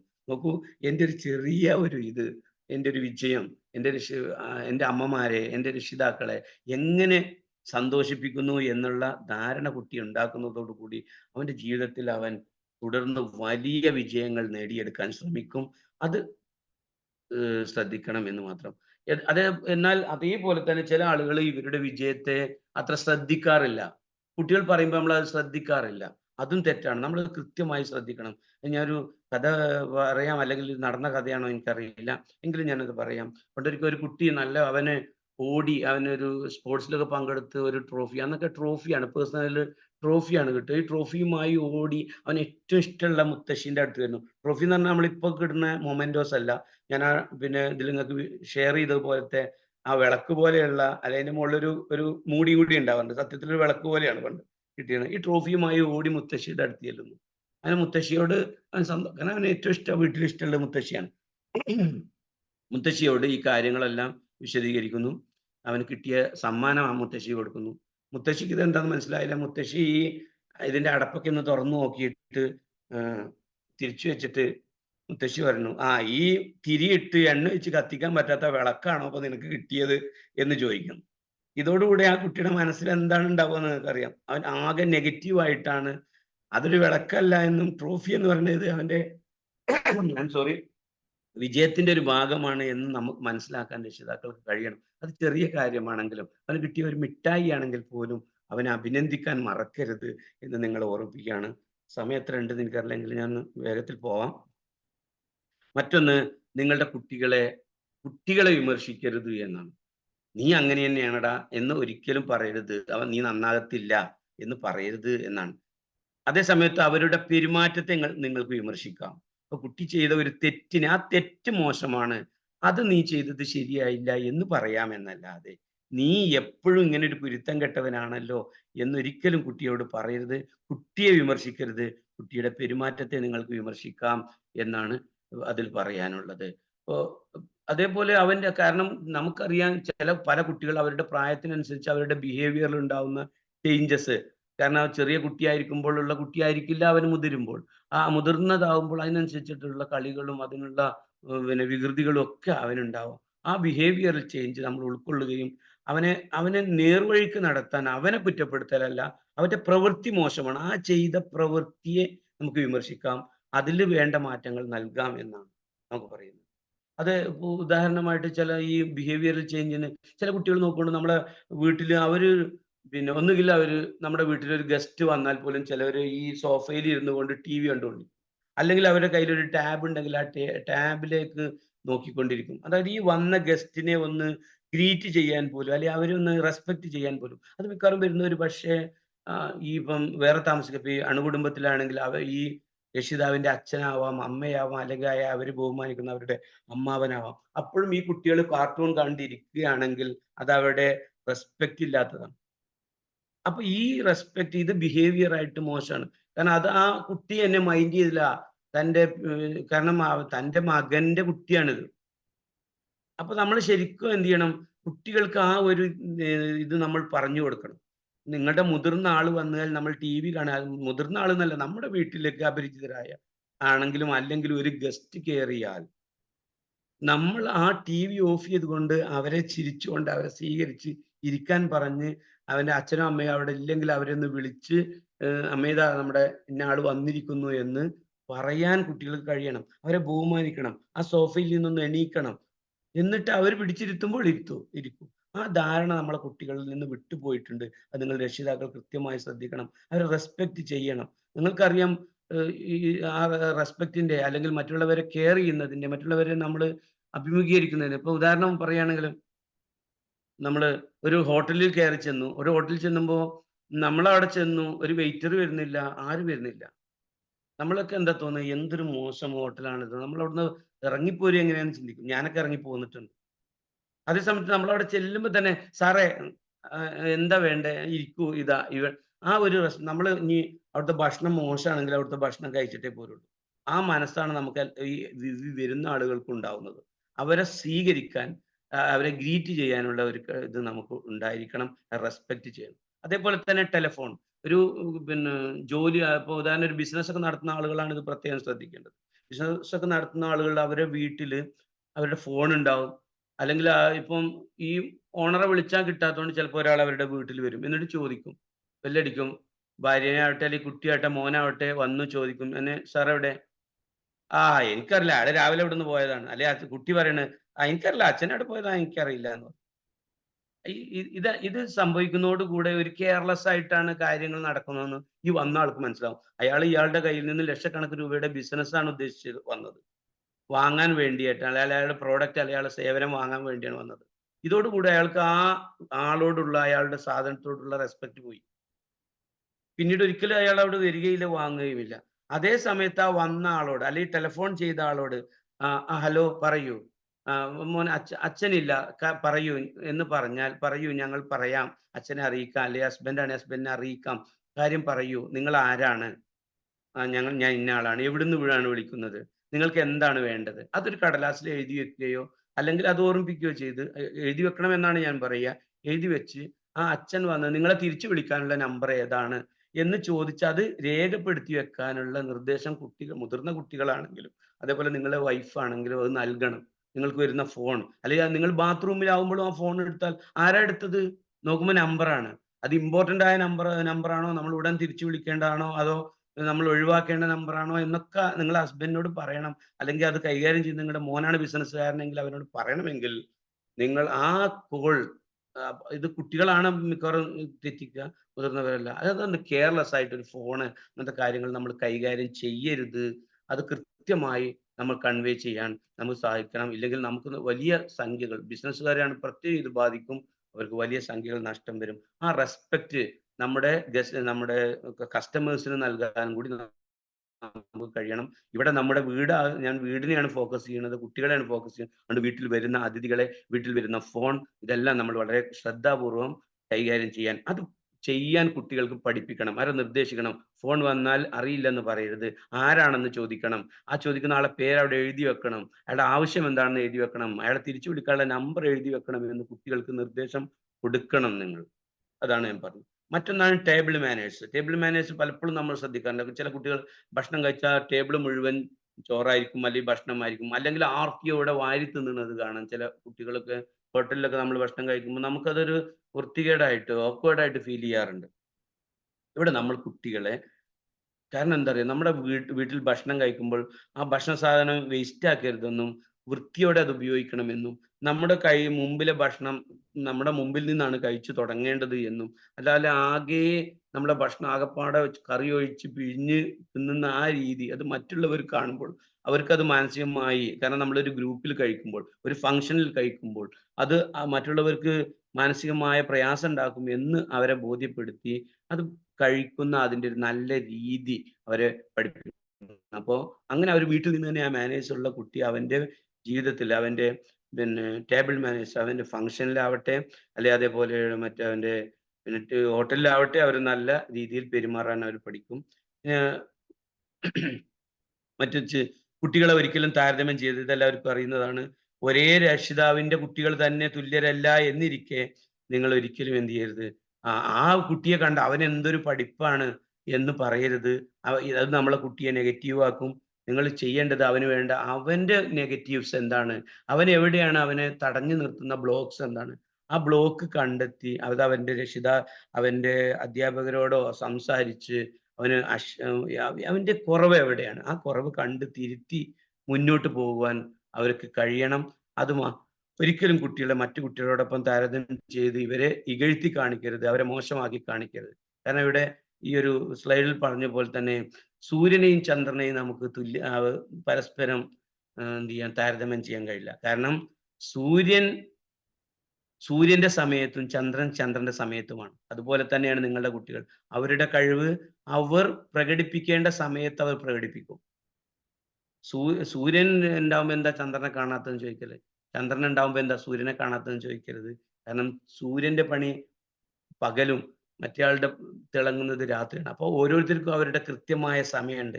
ആ സമയത്താണ് അവർ തിളങ്ങുക, ആ സമയത്താണ് അവർ കൂടുതൽ കഴിവിട്ടവരായി കാണിക്കുക എന്ന് മനസ്സിലാക്കുക. അതേപോലെ കുട്ടികൾ സംസാരിക്കുമ്പോൾ മുഴുവൻ ശ്രദ്ധയും അവർക്ക് കൊടുക്കണം. അത് വലിയ കുട്ടികളാണെങ്കിൽ പോലും അവരെ ശ്രദ്ധിക്കണം എന്നാണ്. കാരണം ശ്രദ്ധിച്ചിട്ടില്ലെങ്കിൽ അവര് പിന്നോട്ട് പോകും. അത് ഞാൻ ഉദാഹരണം രാവിലെ പറഞ്ഞു. സോറി, ഞാൻ ആദ്യത്തെ സ്ലൈഡ് പറഞ്ഞപ്പോൾ പറഞ്ഞു. ഇവിടെ മുതിർന്ന കുട്ടികളെ ശ്രദ്ധിച്ചില്ലെങ്കിൽ കുഴപ്പം എന്താണെന്ന് വെച്ചാൽ, നമുക്കറിയാം ഇന്ന് ഈ അണുകുടുംബങ്ങൾ പിന്നെ 3 അംഗങ്ങളൊക്കെ ഉണ്ടെങ്കിൽ 3 പേരും 3 റൂമിലായിരിക്കും. 3 കയ്യിലും 3 ഫോണായിരിക്കും. ഇവിടെ ഈ നമ്മൾ കുട്ടികൾ പറയുന്ന കാര്യങ്ങൾ, അവർ സ്കൂളിൽ വന്ന് അവരുടെ കാര്യങ്ങൾ അവർ പറയുന്നത് നമ്മൾ കേൾക്കാൻ തയ്യാറായില്ലെങ്കിൽ എന്താണ് സംഭവിക്കാന്ന് വെച്ചാൽ, അവരുടെ വാക്കുകൾ കേൾക്കാൻ കുറെ ആളുകൾ ഉണ്ടാവും. അത് അവരുടെ ശത്രുക്കളായിരിക്കും. അത് ഫോണിലൂടെ ആവാം, ഏതിലൂടെ ആവണമെങ്കിലും അവരുടെ ശത്രുക്കൾക്ക്. അവന് എന്നോട് ചോദിച്ചു, നോക്കൂ നിങ്ങൾ പലപ്പോഴും ഈ വീടുകളിലൊക്കെ വർഷങ്ങളോളം നിങ്ങൾ നോക്കി വളർത്തിയ നിങ്ങളുടെ കുഞ്ഞുങ്ങൾ 2 മാസം കൊണ്ടോ 1 മാസം കൊണ്ടോ ഒരാഴ്ച കൊണ്ടോ പരിചയപ്പെട്ട ആളുടെ കൂടെ ഇറങ്ങിപ്പോകുന്നു. പ്രേമം എന്നുള്ളത് ആ പരിചയപ്പെട്ട ആള് ഇയാൾ എന്നെ എന്തോ സഹായിക്കും. കാരണം അവര് ഡെയിലി ചോദിക്കുക, നീ ഭക്ഷണം കഴിച്ചോ, ഉറങ്ങിയോ, ഇന്ന് രാവിലെ എന്താ കഴിച്ചത്, ഇന്ന് ഏത് ഡ്രസ്സാ ഇട്ടത്, ഇതാണ്. എന്നിട്ട് ഈ 10 20 വർഷം അവരെ വളർത്തി അവർക്ക് വേണ്ട എല്ലാ സൗകര്യം ചെയ്ത രക്ഷിതാവിനെ അവർക്ക് വേണ്ട. പിന്നീട് അവർ പോകുന്നു. ഇത് നമ്മുടെ അടുത്ത് പറ്റുന്ന ഒരു തകരാറാണ്. ആ കുട്ടിയെ പിന്നെ ഇന്ന് നല്ല ആ കുട്ടിയുടെ ഡ്രസ്സ് ഇട്ട് വരുമ്പോൾ നല്ല ഭംഗിയുണ്ടല്ലോ, അടിപൊളിയായിട്ടുണ്ടല്ലോ എന്ന് പറഞ്ഞിട്ടുണ്ടോ ആരെങ്കിലും ഒരാള്? ഇല്ല. അതാണ് സംഭവം. നമ്മൾ അവരെ കെയർ ചെയ്യുന്നുണ്ട്. ആ കെയർ അവർക്ക് നമ്മൾ നൽകണം. അവരുടെ ഇല്ലെങ്കിൽ അവര് ഈ പിന്നെ അവരുടെ അവരെ പുകഴ്ത്തുന്ന, അവർ പറയുന്ന കാര്യങ്ങൾ കേൾക്കുന്ന, അവരുടെ സങ്കടങ്ങൾ പറയുന്ന ഒരാളെ അവർ സ്വീകരിക്കും.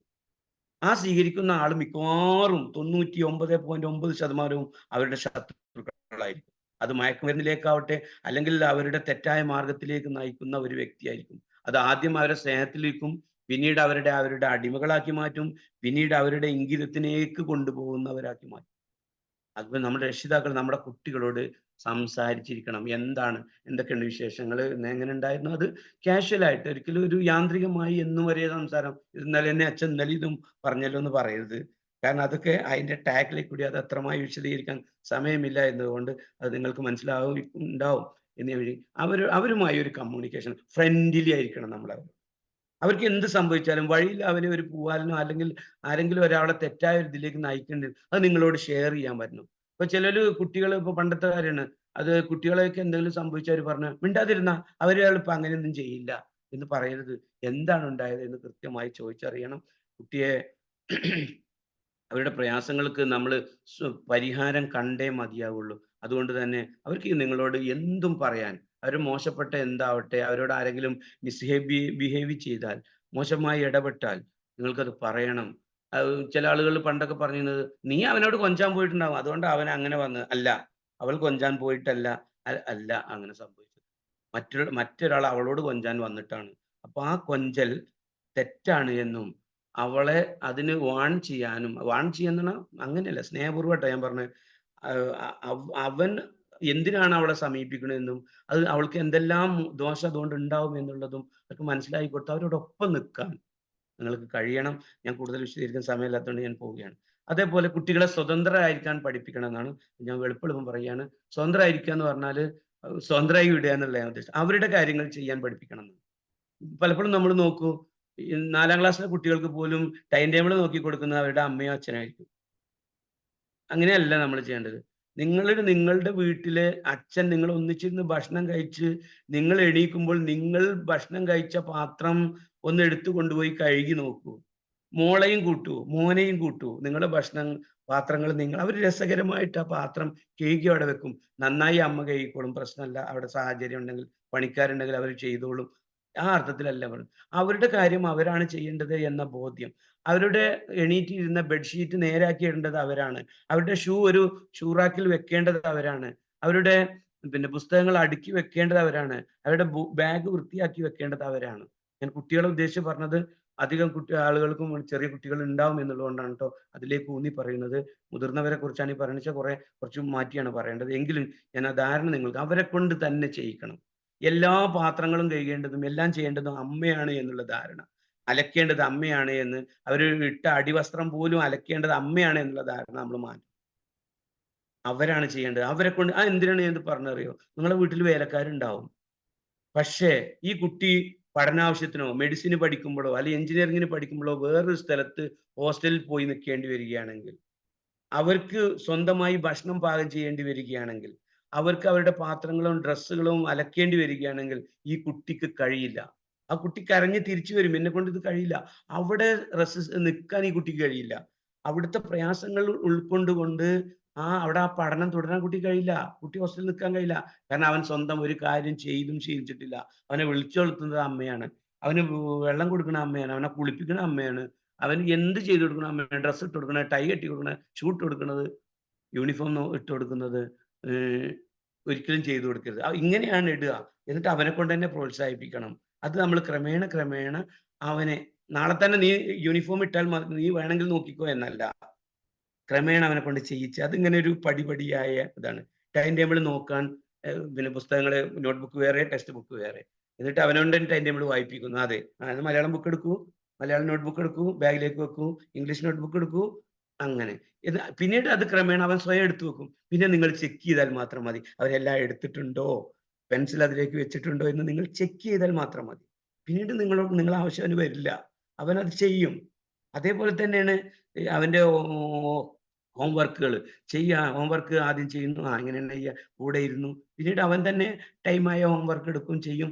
നിങ്ങൾ അതിൻ്റെ ആയിട്ട് നടന്ന് അവന്റെ തലയിൽ വെറുതെ ഒന്ന് തലോടിയാൽ മതി. ഹോംവർക്ക് കംപ്ലീറ്റഡ് ആണ്. നിങ്ങൾ ജസ്റ്റ് ആ ബുക്ക് കംപ്ലീറ്റഡ് അല്ലേ എന്ന് നോക്കിയാൽ മതി. ഞാനതിലേക്ക് കൂടുതൽ പോകുന്നില്ല.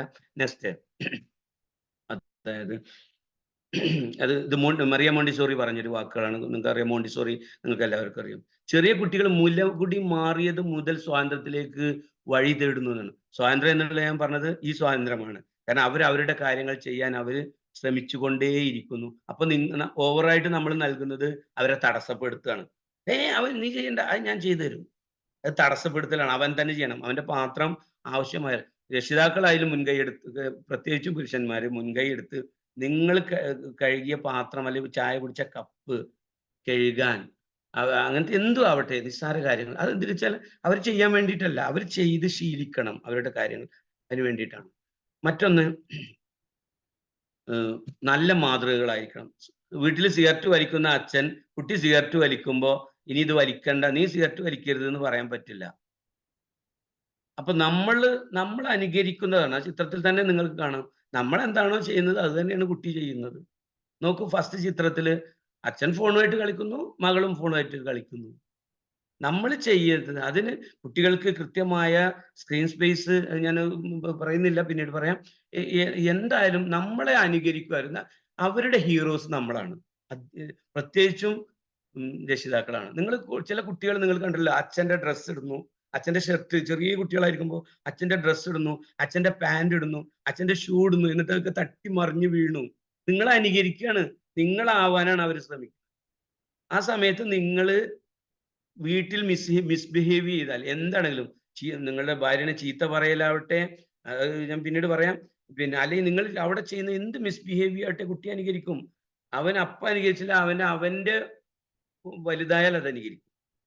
നിങ്ങളെ ഭാര്യനെ ചീത്ത പറയുന്ന, അവന്റെ മുമ്പിൽ ചീത്ത പറയണ്ട, അവന്റെ ഭാര്യനെ അവൻ ചീത്ത പറയും അവനും മുതിർന്നുമ്പോൾ. അല്ലെങ്കിൽ നിങ്ങൾ ഭർത്താവിനെ തിരിച്ചും, ഭാര്യ ഭർത്താവിനെ റെസ്പെക്ട് ചെയ്യുന്നില്ലെങ്കിൽ നിങ്ങളുടെ മകൾ അത് കണ്ടാണ് പഠിക്കുന്നത്.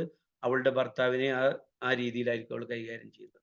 അതേ സമയത്ത് രണ്ടാമത്തെ ചിത്രം നോക്കൂ, പരസ്പര ബഹുമാനമാണ്.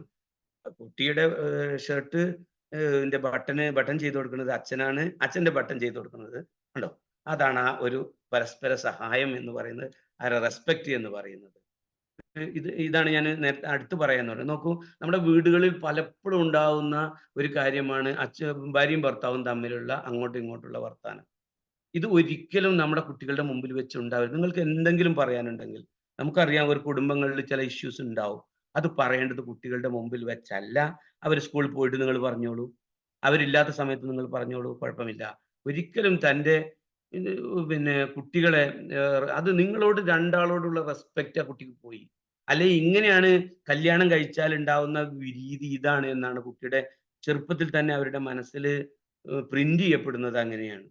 ഇത് വലിയ ഇഷ്യൂസ് അല്ല, ചെറിയ ഇഷ്യൂസ് ആണ്. ഞാൻ പറയാം, സാധാരണ നടക്കുന്ന കാര്യങ്ങൾ പറയാം. നമ്മൾ ഭക്ഷണം കഴിക്കും, അതായത് രാവിലത്തെ ഇതാണ്, നമ്മൾ ഉടനെ പിന്നെ ഭർത്താവ് ഭാര്യനോട് പറയും, എന്ത് വെള്ളടി ഉണ്ടാക്കി ഈ കറി, എന്ത് കറിയാണ് ഇത് വായിലൂടെ വെക്കാൻ കൊള്ളില്ലല്ലോ എന്ന് പറയുന്നു. എല്ലാവരും പറയുന്ന ഒരു കാര്യമാണ്. ഇത് കേട്ട കുട്ടിക്ക് ആ ഭക്ഷണത്തോട് ഉടനെ ഉണ്ടാവുന്നത് വെറുപ്പാണ്. ഇതൊന്നും കൊള്ളില്ലല്ലോ, ഈ അമ്മേനെ ഒന്നിനും നീ എന്ന് ഞാൻ ഒരു 28 കൊല്ലങ്ങളോട് നിന്നെ സഹിക്കണേ, ഇതാണ് എന്ന് എനിക്കൊരു നല്ല ഭക്ഷണം ഉണ്ടാക്കി തരാൻ ഇത്ര കാലമായിട്ട് നിനക്ക് പറ്റിയില്ലല്ലോ എന്ന് പറഞ്ഞു കഴിഞ്ഞാൽ ആ അമ്മയോട് കുട്ടികൾക്ക് ഉണ്ടാവുന്ന എന്താ സംഭവിക്കുക? അതിന്റെ റെസ്പെക്റ്റാണ്. തിരിച്ച് അമ്മ നേരെ പറയുന്നു, അത് നിങ്ങൾ എന്തെങ്കിലും കൊണ്ടുവന്നിട്ടുണ്ടോ? ഈ ഒരു തക്കാളി മുളക് ഞാൻ എന്തോന്നും ഉണ്ടാക്കാനാണെന്ന് പറഞ്ഞാലോ, തിരിച്ചും അതാണ്. അച്ഛന് ഈ കാര്യങ്ങളൊന്നും ശ്രദ്ധിക്കാത്ത ഒരാളാണ് എന്ന് തിരിച്ചും. അതായത് കുട്ടികൾക്ക് അച്ഛനോടും അമ്മയോടുമുള്ള റെസ്പെക്ട് ഒരിക്കലും കുട്ടികളുടെ മുമ്പിൽ വെച്ച് നിങ്ങൾ പരസ്പരം തമാശയിൽ പോലും അത് പറയരുത്. നിങ്ങൾക്ക് ആ ഭക്ഷണം ശരിയായില്ലെങ്കിൽ, രുചികരമായി തോന്നിയില്ലെങ്കിൽ, കുട്ടികളില്ലാത്ത എടി ഇന്ന് അതിൽ ഉപ്പൊന്നുണ്ട്, നീ കുറച്ചും കൂടി ശ്രദ്ധിച്ചുണ്ടാക്കണം കേട്ടോ എന്ന് പറയാം. പക്ഷെ ഒരിക്കലും ഞങ്ങളെ മക്കൾ അത് കേൾക്കരുത്. കാരണം എന്താ അറിയോ, അത് ഇപ്പൊ നമ്മൾ ഉദാഹരണം ഒരു വെള്ളം കുടിക്കുമ്പോ നിങ്ങൾക്ക് നല്ലൊരു വെള്ളം നിങ്ങളുടെ കയ്യിൽ തന്നിട്ട് ഒരാൾ നിങ്ങളെ അറിയാതെ അയ്യോ ആ വെള്ളത്തിൽ എന്തോ ഉണ്ടല്ലോ എന്ന് വെറുതെ ഒന്ന് പറഞ്ഞാൽ മതി, നിങ്ങൾ ആ വെള്ളം കുടിക്കില്ല. പിന്നെ അതന്നെയാണ് കുട്ടികൾക്കും സംഭവിക്കുന്നത്. അവരുടെ മനസ്സിൽ ഈ കറി കൊള്ളില്ലല്ലോ എന്നവരുടെ ഇമ്പ്രൂവ്, ഇനി ആ കറി അവർ കഴിക്കില്ല. അത് പിന്നെ അത് വേണോ വേണ്ട വെച്ചിട്ട് എണീറ്റ് പോവുകയില്ല. അപ്പൊ അവരെ ഭക്ഷണത്തിന്റെ രുചി നല്ല രുചി, ഇന്ന് നല്ല രസമായിട്ടുണ്ടല്ലോ എന്ന് പറഞ്ഞു നോക്കും നിങ്ങൾ, അവരത് കൂടുതൽ കഴിക്കും. കഴിക്കാത്ത ഭക്ഷണം നിങ്ങൾ കഴിക്കുന്നതോടൊപ്പം കുട്ടികളും കഴിക്കും. ചെറിയ കുട്ടികളെയാണ് ഞാൻ ഉദ്ദേശിച്ചത്. ഓക്കെ, ഇനി കുട്ടികൾക്കായി ചില നിയമങ്ങൾ വെച്ചിരിക്കണം എന്നാണ് ഞാൻ പറയുക. കുട്ടികൾക്കായി ചില നിയമങ്ങൾ എന്ന് പറഞ്ഞാൽ അത് അവരെ കുറെ ഒരു നിയമപുസ്തകം എന്നുള്ള അർത്ഥത്തിലല്ല, അവർക്ക് ചില ബൗണ്ടറീസ് നമ്മൾ വെച്ചിരിക്കണം എന്നാണ് ഞാൻ പറയുന്നത്. എന്തിനാണ് ആ ബൗണ്ടറീസ് എന്ന് ചോദിച്ചാൽ, അവരെവിടെ പോകുന്നു, അവരെന്ത് ചെയ്യുന്നു എന്നതിനെ കുറിച്ച് നമുക്കൊരു ധാരണ ഉണ്ടാവണം. അത് അവരെ നമ്മൾ ചെക്ക് ചെയ്യുന്നുണ്ടെന്ന് അവരറിയാനും പാടില്ല. ചെക്ക് ചെയ്യുന്നുണ്ട് പറഞ്ഞാൽ എൻ്റെ രക്ഷിതാക്കൾക്ക് തന്നെ വിശ്വാസമില്ലാന്ന് വരും. കാരണം അവർ നല്ല കുട്ടികളായിരിക്കും. അപ്പോൾ അവർക്കൊരു നെഗറ്റീവ് ഫീൽ ചെയ്യും. നമ്മൾ ചെക്ക് ചെയ്തില്ലെങ്കിൽ അവർ നെഗറ്റീവായ രീതിയിലേക്ക് പോകും. അപ്പോൾ അത് രണ്ടും നമ്മളെ സംബന്ധിച്ചിടത്തോളം പ്രയാസമാണ്. ഉദാഹരണം ഞാൻ പറയുകയാണെങ്കിൽ, ഇപ്പോൾ ചില കുട്ടികൾ വലിയ കുട്ടികളാണ് അത് ചെയ്യുക. ഞാൻ എന്താ പറയുക, ഒന്നിച്ചിരുന്ന് പഠിക്കുന്നതിന് വേണ്ടി കമ്പൈൻ സ്റ്റഡി എന്ന് പറഞ്ഞവർ പോകും. അവരെ ഒരു വീട്ടിലേക്കാണെന്ന് പറഞ്ഞു പോകുന്നു. അങ്ങനെ ഇടയ്ക്കിടയ്ക്ക് പോകുന്നുണ്ടെങ്കിൽ നിങ്ങൾ എന്ത് ചെയ്യണം? അവരവിടെ എത്തുന്നുണ്ടോ എന്ന് ആ വീട്ടിൽ വിളിച്ചു ചോദിക്കരുത്. അങ്ങനെ വിളിച്ചു ചോദിച്ചു കഴിഞ്ഞാൽ അത് അവരെ റെസ്പെക്റ്റ് ഇല്ലാതെയായി പോകും. മാത്രമല്ല അത് അവര് പിന്നെ വേണമെങ്കിൽ അവർക്ക് പറഞ്ഞ് ശട്ടം കെട്ടാം, നീ അമ്മ എങ്ങാനും വിളിച്ചാൽ ഞാൻ ഇവിടെ ഉണ്ടെന്ന് പറയണം കേട്ടോ എന്ന് പറയും. അവരവിടെ ഉണ്ടായിക്കൊള്ളണമെന്നൊന്നുമില്ല. അപ്പൊ നമ്മൾ എന്താ ചെയ്യുക? നമ്മളൊരു സ്പോട്ട് വിസിറ്റ് പോലെ എവിടെയെങ്കിലും പോയി അവർ ട്യൂഷൻ കഴിയുന്ന നേരത്തോ അല്ലെങ്കിൽ അവർ ക്ലാസ് കഴിയുന്ന നേരത്തോ വെറുതെ നിങ്ങൾ ടൗണിൽ പോയിട്ട് ആ വീട്ടിൽ പോകുന്നത് പോലെ അവിടെ പോവുക. നിന്റെ കഴിഞ്ഞോ, നമുക്ക് ഒന്നിച്ചു പോയാലോ, ഞാൻ എന്തായാലും ഇവിടെ അത്യാവശ്യത്തിന് ഇവിടെ വന്നതാണ്, അപ്പൊ നിന്നെ കൂടി എടുത്ത് പോവാന്ന് വിചാരിച്ചു എന്ന് പറഞ്ഞാലോ, അച്ഛൻ എന്നെ സഹായിക്കാൻ വേണ്ടി വന്നതാണെന്നേ കുട്ടിക്ക് ഫീൽ ചെയ്യുള്ളൂ. കുട്ടി അവിടെ ഉണ്ടോ എന്ന് നമുക്ക് കൃത്യമായി മനസ്സിലാവുകയും ചെയ്യും. അതേപോലെ അവരുടെ റൂം വൃത്തിയാക്കുന്ന ആണ് എന്ന ധാരണയിൽ അവരുടെ റൂം ഒന്ന് ചെക്ക് ചെയ്യുന്നത് നല്ലതാണ്. കാരണം എന്തെന്ന് വെച്ചാൽ ഇപ്പോഴത്തെ ഈ ഡ്രഗ്സ് മറ്റു കാര്യങ്ങളൊക്കെ ഉള്ള ഒരു കാലഘട്ടമാണ്. അതുകൊണ്ട് നമ്മുടെ കുട്ടികൾ ചെയ്യൂല എന്ന് നമ്മൾ അങ്ങനെ വിശ്വസിച്ചിരിക്കരുത്. ഏത് കുട്ടിക്കും അങ്ങനെ സംഭവിക്കാം. അപ്പോൾ അവനോട് ഇത് പരിശോധിക്കുക എന്നുള്ള ധാരണയിലല്ല, അവന്റെ പുസ്തകങ്ങളൊക്കെ ഒന്ന് അടുക്കി വെക്കുക എന്നുള്ളത്, അവന്റെ ഡ്രസ്സുകൾ അടുക്കി വെക്കുക എന്നുള്ളത്, അല്ലെങ്കിൽ അവളുടെ ഡ്രസ്സുകൾ അടുക്കി അവന്റെ പുസ്തകങ്ങളും ആ റൂമും നിങ്ങളൊന്ന് പരിശോധിക്കുന്നത് നല്ലതാണ്. പിന്നീട് അവരെ നല്ല ആത്മവിശ്വാസമുള്ളവർ, നിന്നെ കൊണ്ട് കഴിയില്ല, നിനക്കത് കഴിയില്ല, അവൻ അതൊന്നും ചെയ്യില്ല എന്ന് പറയരുത്. ടൈം ഓവർ ആയിട്ടുണ്ടെന്ന് തോന്നുന്നു അല്ലേ? ഹലോ, സർ, നമ്മുടെ 6:30 ആകുമ്പോൾ നമ്മൾ വൈൻഡപ്പ് ചെയ്യാറുണ്ട്. സെന്റ് ഇനി കുറെ ഉണ്ടോ, ഒരുപാടുണ്ടോ? ഇല്ല, ഞാനൊരു 5 മിനിറ്റ് കൊണ്ട് പോരെ? ഓക്കെ. ഓക്കെ, ശരി. അപ്പൊ ഞാനത് നിങ്ങൾക്ക് മനസ്സിലാവുന്നതിന് വേണ്ടി കുറച്ച് ഉദാഹരണ സഹിതം പറയണതാണ്, എളുപ്പം പറഞ്ഞു തരാവുന്നത്. ആത്മവിശ്വാസം എന്ന് പറഞ്ഞാൽ ചില കുട്ടികൾ നമ്മൾ അവനെ കൊണ്ട് അത് കഴിയില്ല എന്ന് പറയരുത്, അവനെ പ്രോത്സാഹിപ്പിച്ചുകൊണ്ടേ ഇരിക്കണം.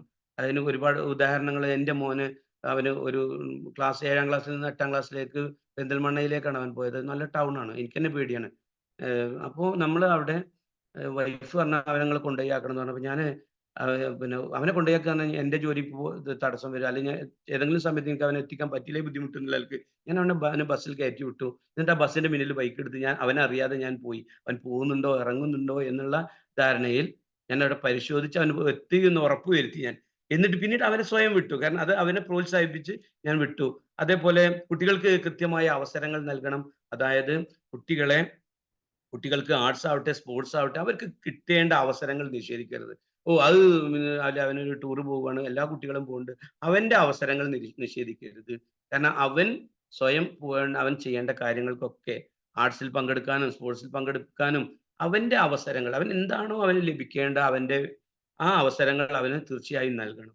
പിന്നീട് നിങ്ങൾ കുട്ടിയുടെ സ്വഭാവം നിർമ്മിക്കാൻ, അതായത് കുട്ടി എങ്ങനെയായിരിക്കണം എന്നുള്ളത് തീരുമാനിക്കേണ്ടത് നിങ്ങളാണ്. നിങ്ങളുടെ വീട് എങ്ങനെയാണോ അതാണ് ആ കുട്ടിയുടെ സ്വഭാവം. അതാണ് കുട്ടിയുടെ സ്വഭാവം നിർമ്മിക്കാൻ നിങ്ങൾ സഹായിക്കണം എന്ന് പറഞ്ഞാൽ, നിങ്ങൾ അവന്റെ വീട്ടിലെ ജോലികൾ ചെയ്യിക്കുമ്പോൾ അവൻ നിങ്ങൾ പരസ്പരം അച്ഛനും അമ്മയും റെസ്പെക്ട് ചെയ്യുമ്പോൾ, അല്ല നിങ്ങൾ മുതിർന്നവരുമായിട്ട് അവർ ഇടപഴകുമ്പോൾ, ഞാൻ പറഞ്ഞ നേരത്തെ എല്ലാ കാര്യങ്ങളും അവന്റെ സ്വഭാവത്തെ നിർണ്ണയിക്കുന്നതാണ്. അപ്പോൾ അത് നിർണ്ണയിക്കാൻ അവരെ നിങ്ങൾ സഹായിക്കണം. മറ്റൊന്നാണ് സോഷ്യൽ മീഡിയ. സോഷ്യൽ മീഡിയ കുട്ടികൾ ഉപയോഗിക്കുന്നുണ്ട്. അതിന് അവരെത്ര സമയം, അവരൊരു സ്ക്രീൻ സ്പേസ് അവർക്ക് കൊടുക്കേണ്ട ഒരു സമയം നിങ്ങൾ നിശ്ചയിച്ചിരിക്കണം. അവരേതിലൂടെയാണ് പോകുന്നതെന്ന് രക്ഷിതാക്കൾക്ക് നോക്കാൻ സാധിക്കണം. അവർ പോകുന്ന കാര്യങ്ങൾ, അതായത് സോഷ്യൽ മീഡിയ ഇന്ന് ഏറ്റവും വലിയ അപകടമാണ്. അത് എന്നാൽ ഇന്ന് ഏറ്റവും കൂടുതൽ കുട്ടികൾക്ക് ആവശ്യമുള്ളതും അത് തന്നെയാണ്. അതിൽ നിങ്ങളുടെ ഒരു ശ്രദ്ധ ഉണ്ടായിരിക്കണമെന്ന് ഞാൻ അറിയിക്കുന്നു. ഞാൻ ഒരു കഥ പറഞ്ഞുകൊണ്ട് ഇത് അവസാനിപ്പിക്കാം. ഒരിക്കൽ ഒരു അധ്യാപിക ഒരു വിദ്യാർത്ഥിയുടെ കയ്യിൽ ഒരു കത്ത് കൊടുത്തേക്കുന്നു. അവന്റെ അമ്മയ്ക്ക് ഒരു കത്ത് കൊടുത്തു വിടുന്നു. കുട്ടി ഓടി സന്തോഷത്തോടെ ആ കത്ത് അമ്മയെ ഏൽപ്പിക്കുന്നു. അമ്മ ആ കത്ത് നിവർത്തി വായിക്കുന്നു. കത്ത് വായിച്ചതും അമ്മയുടെ കണ്ണിൽ നിന്നും കണ്ണുനീര് ധാരധാരയായി ഒഴുകുന്നു. ഇത് കണ്ട കുട്ടി അപ്സെറ്റ് ആവുന്നു. പിന്നെ അമ്മയോട് ചോദിക്കുന്നു, എന്ത് പറ്റി അമ്മ, എന്തിനാണ് അമ്മ കരയുന്നത് എന്ന് ചോദിച്ചു. ഉടനെ അമ്മ, ഒന്നുമില്ല, ഞാൻ സന്തോഷം കൊണ്ട് കരഞ്ഞതാണ് എന്ന് പറയുന്നു. ആ കത്ത് നിവർത്തി അവനെ കേൾക്കത്തക്ക രീതിയിൽ ഉറക്കെ വായിക്കുന്നു. ആ കത്തിൽ ഇങ്ങനെയാണ് എഴുതിയിരുന്നത്: പ്രിയപ്പെട്ട രക്ഷിതാവേ, നിങ്ങളുടെ മകൻ അതിബുദ്ധിമാനായ ഒരു കുട്ടിയാണ്. ഞങ്ങളുടെ ചെറിയ സ്കൂളിലെ സൗകര്യങ്ങളോ അധ്യാപകരോ വെച്ചുകൊണ്ട് നിങ്ങളുടെ കുട്ടിയെ നല്ല രീതിയിൽ പഠിപ്പിക്കാൻ കഴിയുമെന്ന് ഞങ്ങൾക്ക് തോന്നുന്നില്ല. ആയതിനാൽ നിങ്ങളുടെ കുട്ടിയുടെ പഠനം നിങ്ങൾ തന്നെ ഏറ്റെടുക്കണമെന്ന് ഞങ്ങൾ അഭ്യർത്ഥിക്കുന്നു. ഇത് കുട്ടിയെ തുടർന്ന് പഠിപ്പിച്ചതും അവൻ്റെ എല്ലാ കാര്യങ്ങളും ചെയ്തതും അവൻ്റെ അമ്മയാണ്. ആ കുട്ടിയാണ് പിന്നീട് ലോകം അറിയപ്പെട്ട തോമസ് ആൽവ എഡിസനായി മാറിയത്. ബൾബൊക്കെ കണ്ടെത്തിയ ഉയർന്ന ആളായി മാറിയത് അവനാണ്. അങ്ങനെ എഡിസന്റെ അമ്മ മരിച്ചു. അമ്മ മരിച്ച് എഡിസൺ കുറെ കാലം കഴിഞ്ഞു. എഡിസൺ ഒരിക്കൽ അവന്റെ റൂം ഒക്കെ വൃത്തിയാക്കുകയും അവന്റെ പുസ്തകങ്ങളൊക്കെ അടുക്കി വെക്കുകയും പഴയ സാധനങ്ങളൊക്കെ തട്ടിക്കൊട്ടി ഒരു ഭാഗത്ത് വെക്കുകയും ചെയ്യുമ്പോൾ ഒരു പുസ്തകത്തിന്റെ കയ്യിൽ നിന്നും ഈ പുസ്തകത്തിന്റെ ഇടയിൽ നിന്ന് ഒരു കത്ത് താഴേക്ക് വീഴുന്നു. എഡിസൺ ആകാംക്ഷയോടെ ആ കത്ത് എടുത്തു നോക്കുന്നു. അപ്പോൾ അവന് മനസ്സിലായി, ഇത് അന്ന് ടീച്ചർ അമ്മയ്ക്ക് എഴുതിയ കത്താണ്. വളരെ ആകാംക്ഷയോടെ ആ കത്ത് എഡിസൺ എടുത്തു വായിക്കുന്നു. ആ കത്ത് വായിച്ചതും എഡിസൺ തളർന്നിരുന്നു പോയി. ആ കത്തിൽ ഇങ്ങനെയാണ് എഴുതിയിരുന്നത്: നിങ്ങളുടെ മകൻ ബുദ്ധിയില്ലാത്തൊരു കുട്ടിയാണ്. ഇവനെ പഠിപ്പിച്ച് സമയം കളയാൻ ഞങ്ങൾക്ക് സമയമില്ല. ദയവ് ചെയ്ത് ഇനി അവനെ ഈ സ്കൂളിലേക്ക് അയക്കരുത് എന്ന് അഭ്യർത്ഥിക്കുന്നു എന്നാണ് ആ കത്തിലുണ്ടായത്. കത്ത് വായിച്ച എഡിസൺ കുറെ നേരം കരഞ്ഞു. എന്നിട്ട് ഇങ്ങനെ പറഞ്ഞു: ബുദ്ധിയില്ലാത്ത എഡിസനെ ലോകത്തിന് മുമ്പിൽ മഹാനാക്കിയ എൻ്റെ അമ്മയാണ് യഥാർത്ഥ ധീര വനിത. പ്രിയപ്പെട്ട രക്ഷിതാക്കളെ, പ്രിയപ്പെട്ട കുടുംബാംഗങ്ങളെ, നമ്മുടെ കുട്ടികളെ ഇത്രയും മാറ്റാൻ രക്ഷിതാക്കൾ എന്ന നിലയിൽ നമുക്ക് കഴിയും. ഇതേപോലെ നമ്മുടെ കുട്ടികളെ ഉയർന്ന തലത്തിലെത്തിക്കാൻ കഴിയുന്ന ധീര വനിതകളും ധീര പുരുഷന്മാരുമാകാൻ നമുക്ക് എല്ലാവർക്കും കഴിയട്ടെ എന്ന് ആശംസിച്ചുകൊണ്ട് ഞാൻ നിർത്തുന്നു. Thank you very much. Thank you so much scissor. നല്ലൊരു സെഷൻ തന്നെയായിരുന്നു പാരന്റിങ്ങിനെ കുറിച്ചിട്ട്. സോ ഇനി നിങ്ങൾക്ക് അറിയാം നമ്മുടെ ടൈം ഓൾമോസ്റ്റ് കഴിഞ്ഞിട്ടുണ്ട്. സോ 1-2 പേർക്ക് പെട്ടെന്ന് ഫീഡ്ബാക്ക് പറഞ്ഞ് നമ്മുടെ സെഷൻ വൈൻഡ് അപ്പ് ചെയ്യാം. അപ്പൊ പെട്ടെന്ന് ഫീഡ്ബാക്ക് പറയാൻ റെഡി ആയിട്ടുള്ള ആരെങ്കിലും 1-2 പേര് അൺമ്യൂട്ട് ചെയ്ത് സംസാരിക്കാമോ? Hi magic morning. ഹലോ, കേൾക്കുന്നുണ്ടോ? സിന്ധു മാം പറഞ്ഞോളൂ. എന്താ പറയണ്ട സാറേ, കണ്ണ് നിറഞ്ഞു പോവാണോ അതോ സന്തോഷം കൊണ്ടാണോ ഒന്നും പറയാൻ പറ്റുന്നില്ല. കാരണം ഞാനൊരു അധ്യാപികയാണ്, അംഗൻവാടിയിലാണ്. 3 വയസ്സ് തൊട്ടിട്ട് 4.5 വയസ്സ് വരെയുള്ള കുഞ്ഞുങ്ങളെ നോക്കുന്ന ഒരു ടീച്ചറാണ്. അതുകൊണ്ട് തന്നെ സാറി പറഞ്ഞ ഓരോ കാര്യങ്ങളും അടിവരയിട്ട് ഞാൻ പറയാണ്, എല്ലാവരും ഇത് ശ്രദ്ധിച്ചിട്ടുണ്ടായിരിക്കും നന്നായിട്ട്. അതുകൊണ്ട് തന്നെ ഇതിൽ എല്ലാവരും ഭയങ്കര എന്താ പറയാ ജാഗരൂകരായിട്ട് ഇരുന്നിട്ട് ആ ക്ലാസ്സുകൾ കിട്ടുള്ളത്. അവനാന്റെ കുഞ്ഞുങ്ങളിലേക്ക് ഈ സന്ദേശങ്ങൾ നമ്മള് ഓരോ പടിയായിട്ട് അവരെ കൊണ്ട് ചെയ്യിക്കുക. അപ്പൊ അംഗൻവാടിയിൽ തന്നെ ഒരു കുഞ്ഞ് കരഞ്ഞു വരുമ്പോ നമ്മൾ അവരെ വഴക്ക് പറഞ്ഞ് സ്വീകരിക്കുന്നതും സ്നേഹത്തോട് കൂടിയിട്ട് നമ്മൾ കൊണ്ടുവന്ന സീറ്റിൽ ഇരുത്തുമ്പോ ഉണ്ടാവുന്ന അവരിൽ ഉണ്ടാവുന്ന ആ ഒരു സന്തോഷവും ഇതെല്ലാം ദിവസം കണ്ടുവരുന്ന ആൾക്കാരാ. ചെറിയ ചെറിയ വാശികളൊക്കെ ഉണ്ടാവണം. അതൊക്കെ നമ്മള് ചെറുപ്പത്തിൽ തന്നെ ആ കുഞ്ഞു വാശികൾ നമ്മൾ നടത്തി കൊടുക്കുമ്പോ അത് വലുതാവും തോറും അവരെ വാശിയുടെ വലിപ്പം കൂടും.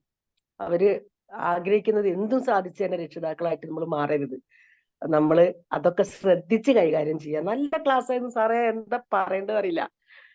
സാറിന് ഒരുപാട് എന്തൊക്കെ പറയാൻ വാക്കുകൾ കിട്ടുന്നില്ല. Thank you very much. നല്ല ക്ലാസ്സുകളായിരുന്നു. ഞാൻ എന്തായാലും ഈ റെക്കോർഡ് ഞാൻ എന്റെ അംഗൻവാടി ഗ്രൂപ്പിലേക്ക് ഞാൻ ചെയ്യും. എന്റെ കുഞ്ഞുങ്ങളുടെ അമ്മമാരിലേക്ക് ഞാൻ അത് ഷെയർ ചെയ്യും.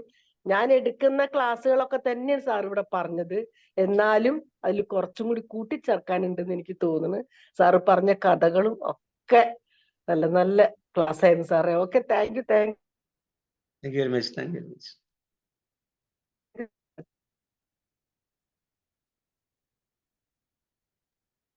Okay, thank U Sindhu ma'am. Thank you so much. ഒരാളും കൂടെ ഫീഡ്ബാക്ക് പറഞ്ഞാൽ നമുക്ക് വൈൻഡപ്പ് ചെയ്യാമായിരുന്നു. ആരാ റെഡി ആയിട്ടുള്ളത്? Hello, Preetha magic ma'am. Morning all. Azeez sir വളരെ നല്ലൊരു ക്ലാസ്, നന്നായി എല്ലാവർക്കും മനസ്സിലാവുന്ന തരത്തിൽ തന്നെ സാർ ക്ലാസ് എടുത്തു. വളരെ നല്ല ക്ലാസ്, നല്ലൊരു ക്ലാസ് ആയിരുന്നു sir. Thank you so much. Thank you very much. Okay, thank you so much Preetha ma'am. Aziz sir, നമുക്ക് ടൈം ഒരുപാട് ആയതുകൊണ്ടാണ് കേട്ടോ ബാക്കിയുള്ളവർ ഫീഡ്ബാക്ക് പറയാൻ സമയം കൊടുക്കാതെ. ഞാൻ ഓരോരുത്തരും ഓരോ തിരക്കിൽ അവരുടേതായ ഓരോ തിരക്കുകളിലേക്ക് പോകുന്ന സമയമാണ്. ഓക്കെ, അപ്പൊ ഇനിയും ഇതുപോലെയുള്ള സെഷൻസ് സാറെ പക്കൽ നിന്ന് ഞങ്ങൾ പ്രതീക്ഷിക്കുന്നു. നല്ലൊരു സെഷൻ തന്നെയായിരുന്നു, ഒന്നും പറയാനില്ല. പ്രസന്റേഷൻ ആണെങ്കിലും എല്ലാം പെർഫെക്റ്റ് ആയിരുന്നു. അപ്പോൾ ഇന്നത്തെ ഈ ഒരു സെഷൻ ഹാൻഡിൽ ചെയ്തിട്ടുള്ള, നല്ല രീതിയിൽ തന്നെ പ്രസന്റ് ചെയ്തിട്ടുള്ള ആസീസ് സാറിനും അതിൽ പങ്കെടുത്തിട്ടുള്ള എല്ലാ മെമ്പേഴ്സിനും thank you all. Thank you so much. Have a nice day. Bye. Thank you, sir. Thank you all. Thank you very much. Thank you very much. Thank you all.